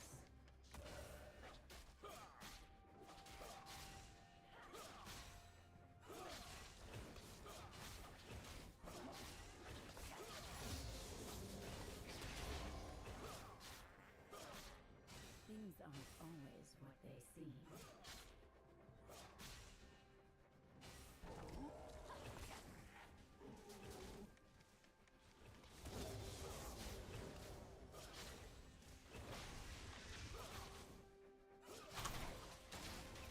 Promising garden.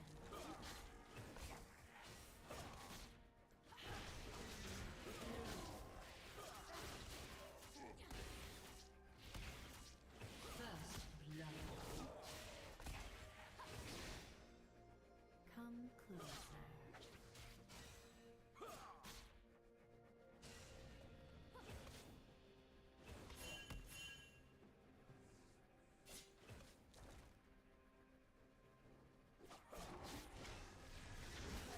Take careful steps.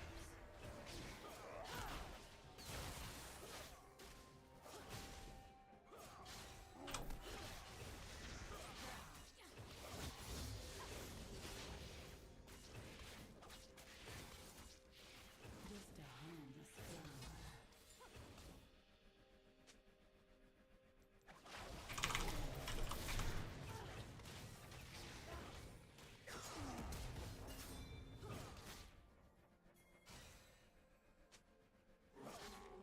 Wait until my seeds take root.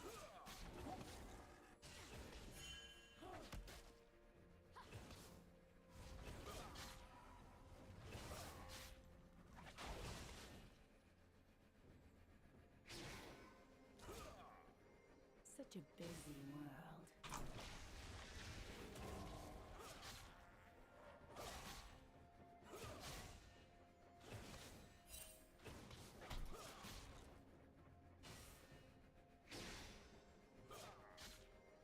So much more to see.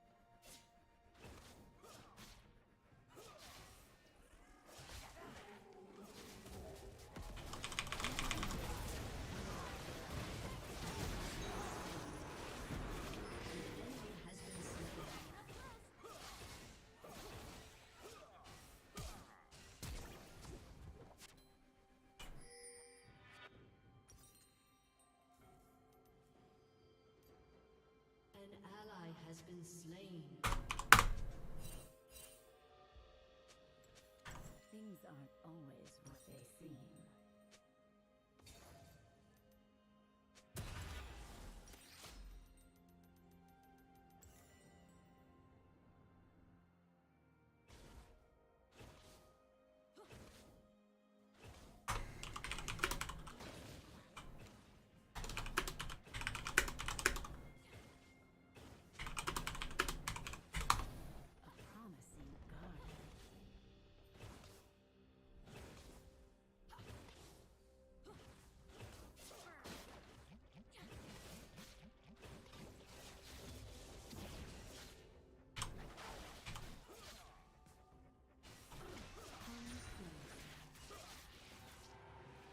An ally has been slain.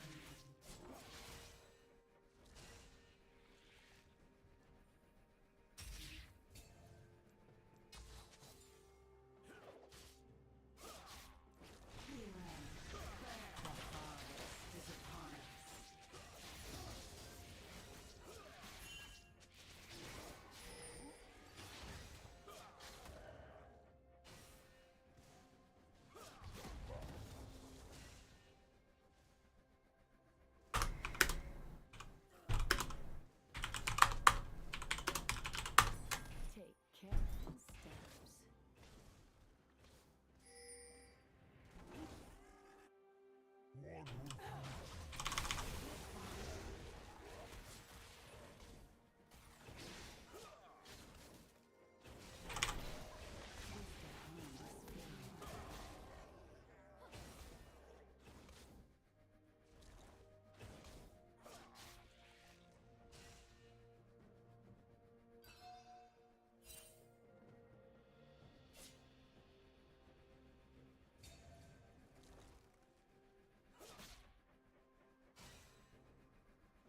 Wait until my seeds take root.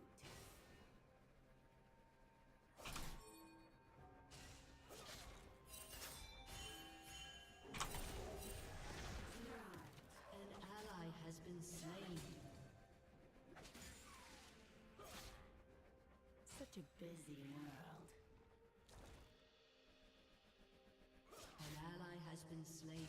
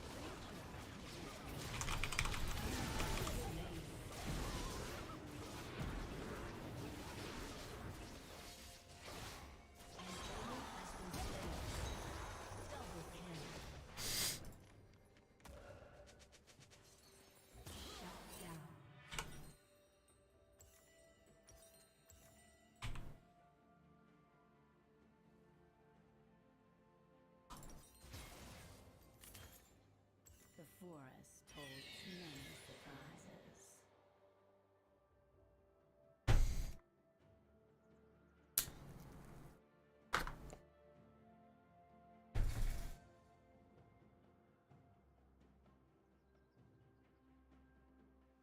Things aren't always what they seem.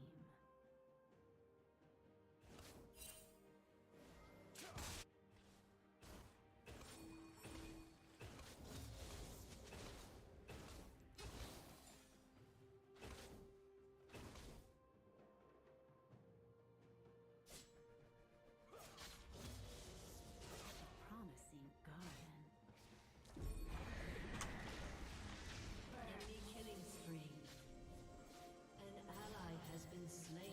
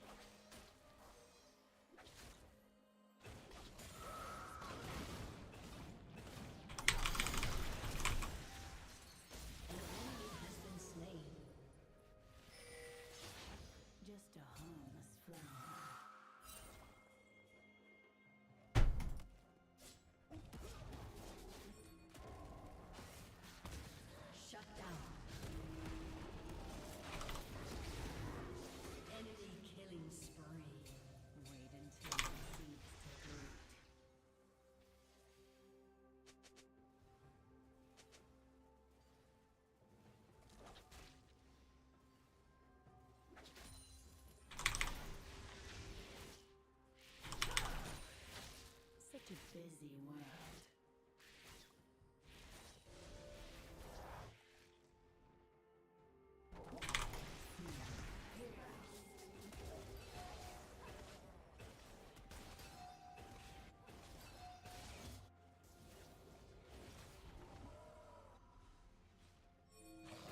So much more. An enemy is unstoppable.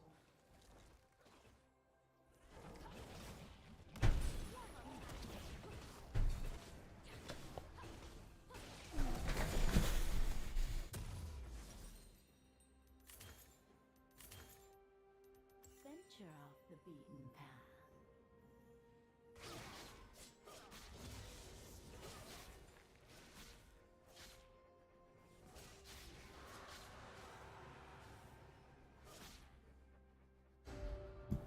The forest holds many surprises.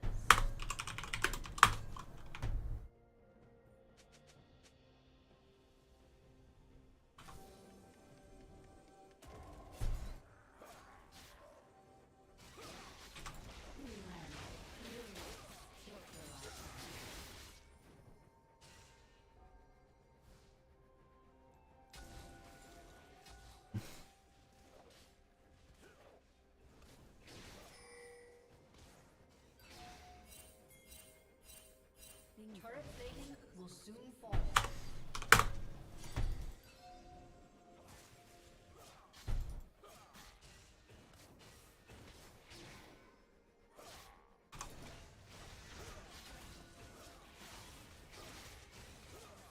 A promising garden.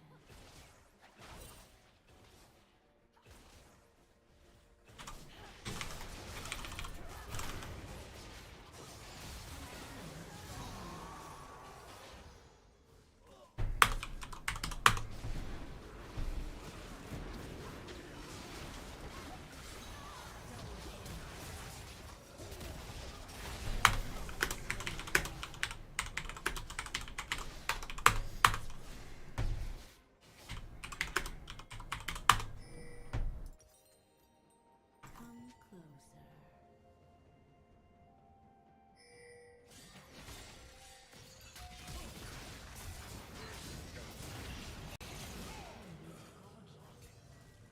Look what he made. Take careful steps.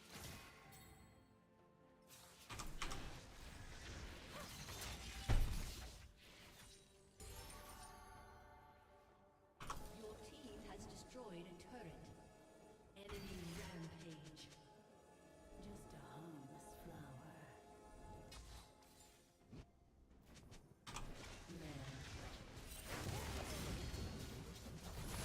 Enemy is unstoppable.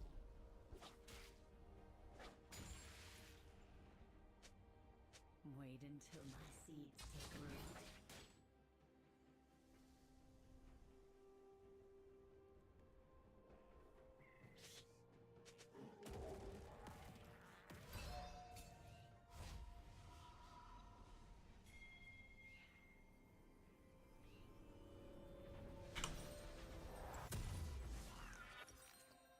Such a busy world.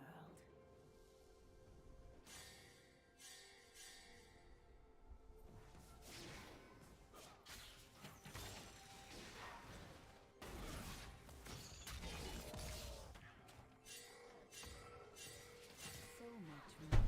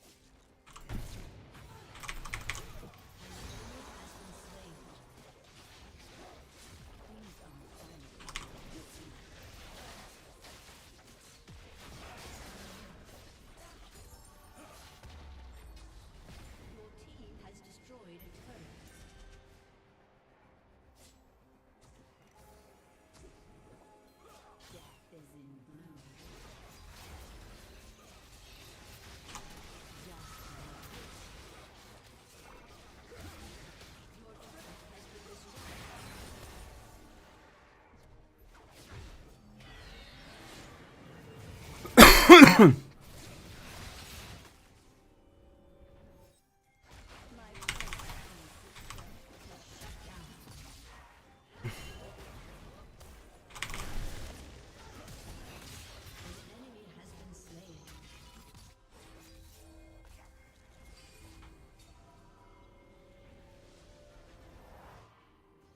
turret has been destroyed.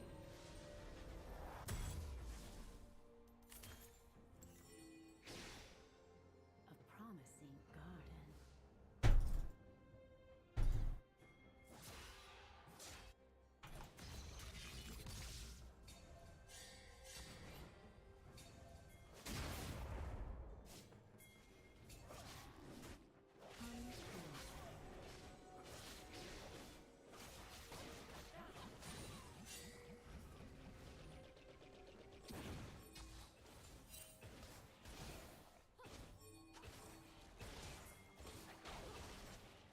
Take careful steps. Killing spree.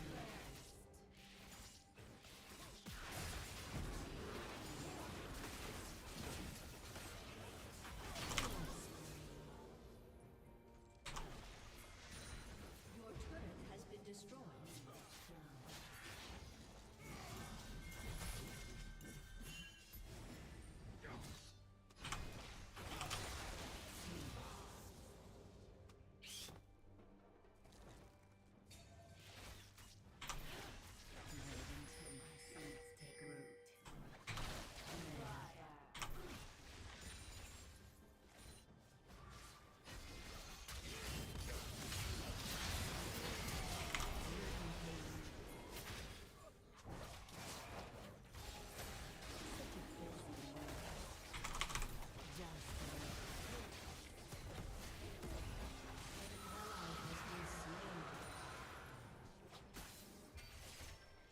Unstoppable.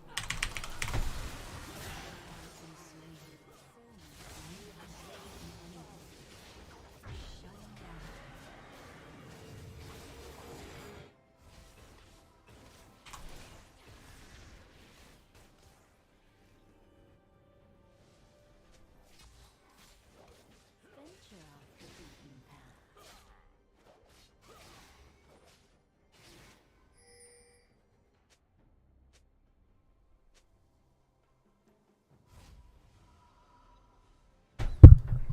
Jungle Scum!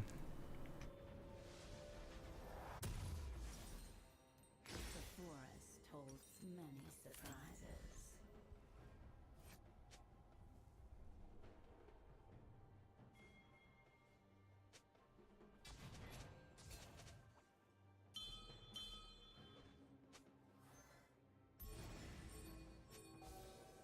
These unfathomable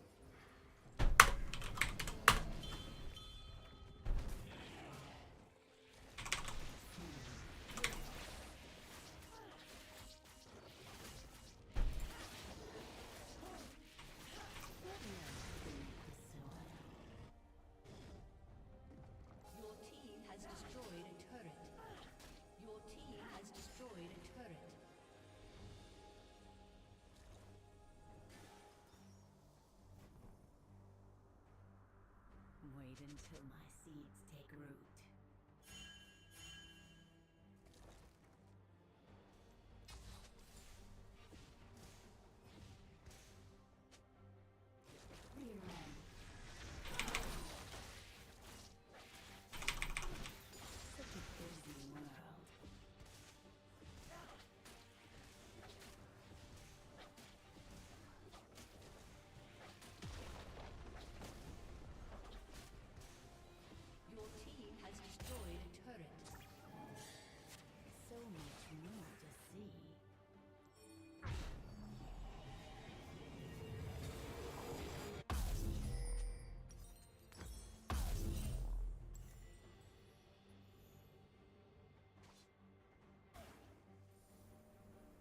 Venture off the beaten path.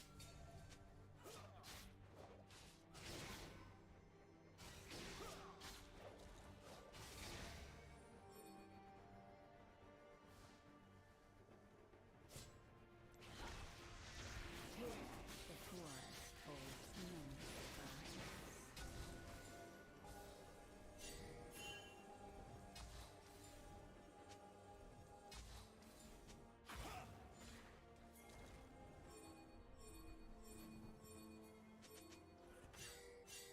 Things aren't always what they seem.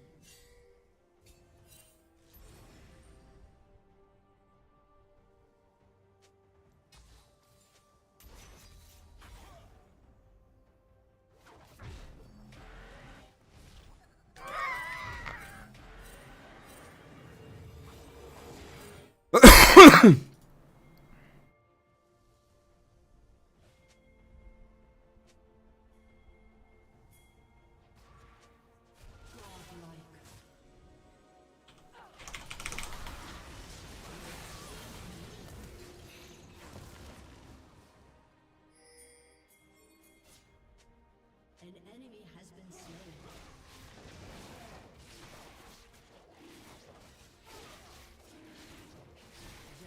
A summoner has disconnected. A summoner has disconnected.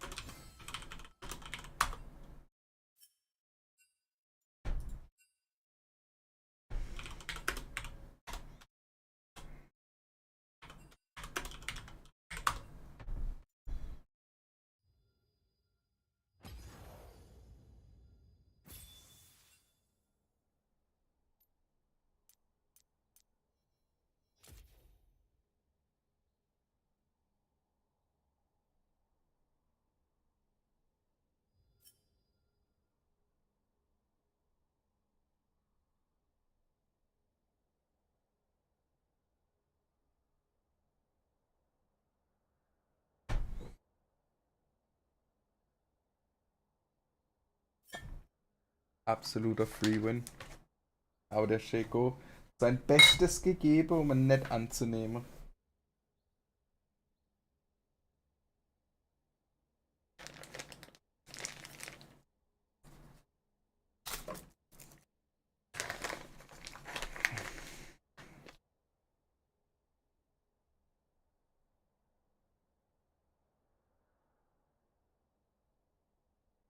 Oh, it's perfect timing.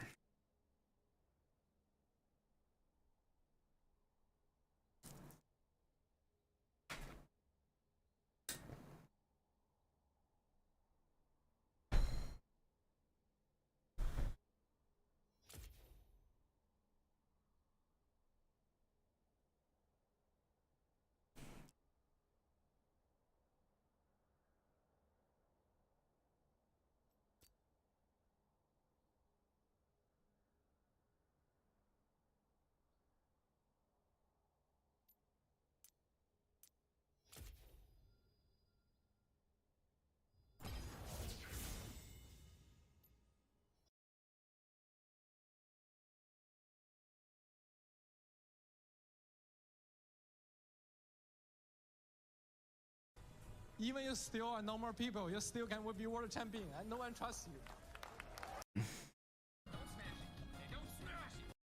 Where you calling us from? I heard when we broke up, and she What was the like fuck? booking hotels or something, you know, stuff like that.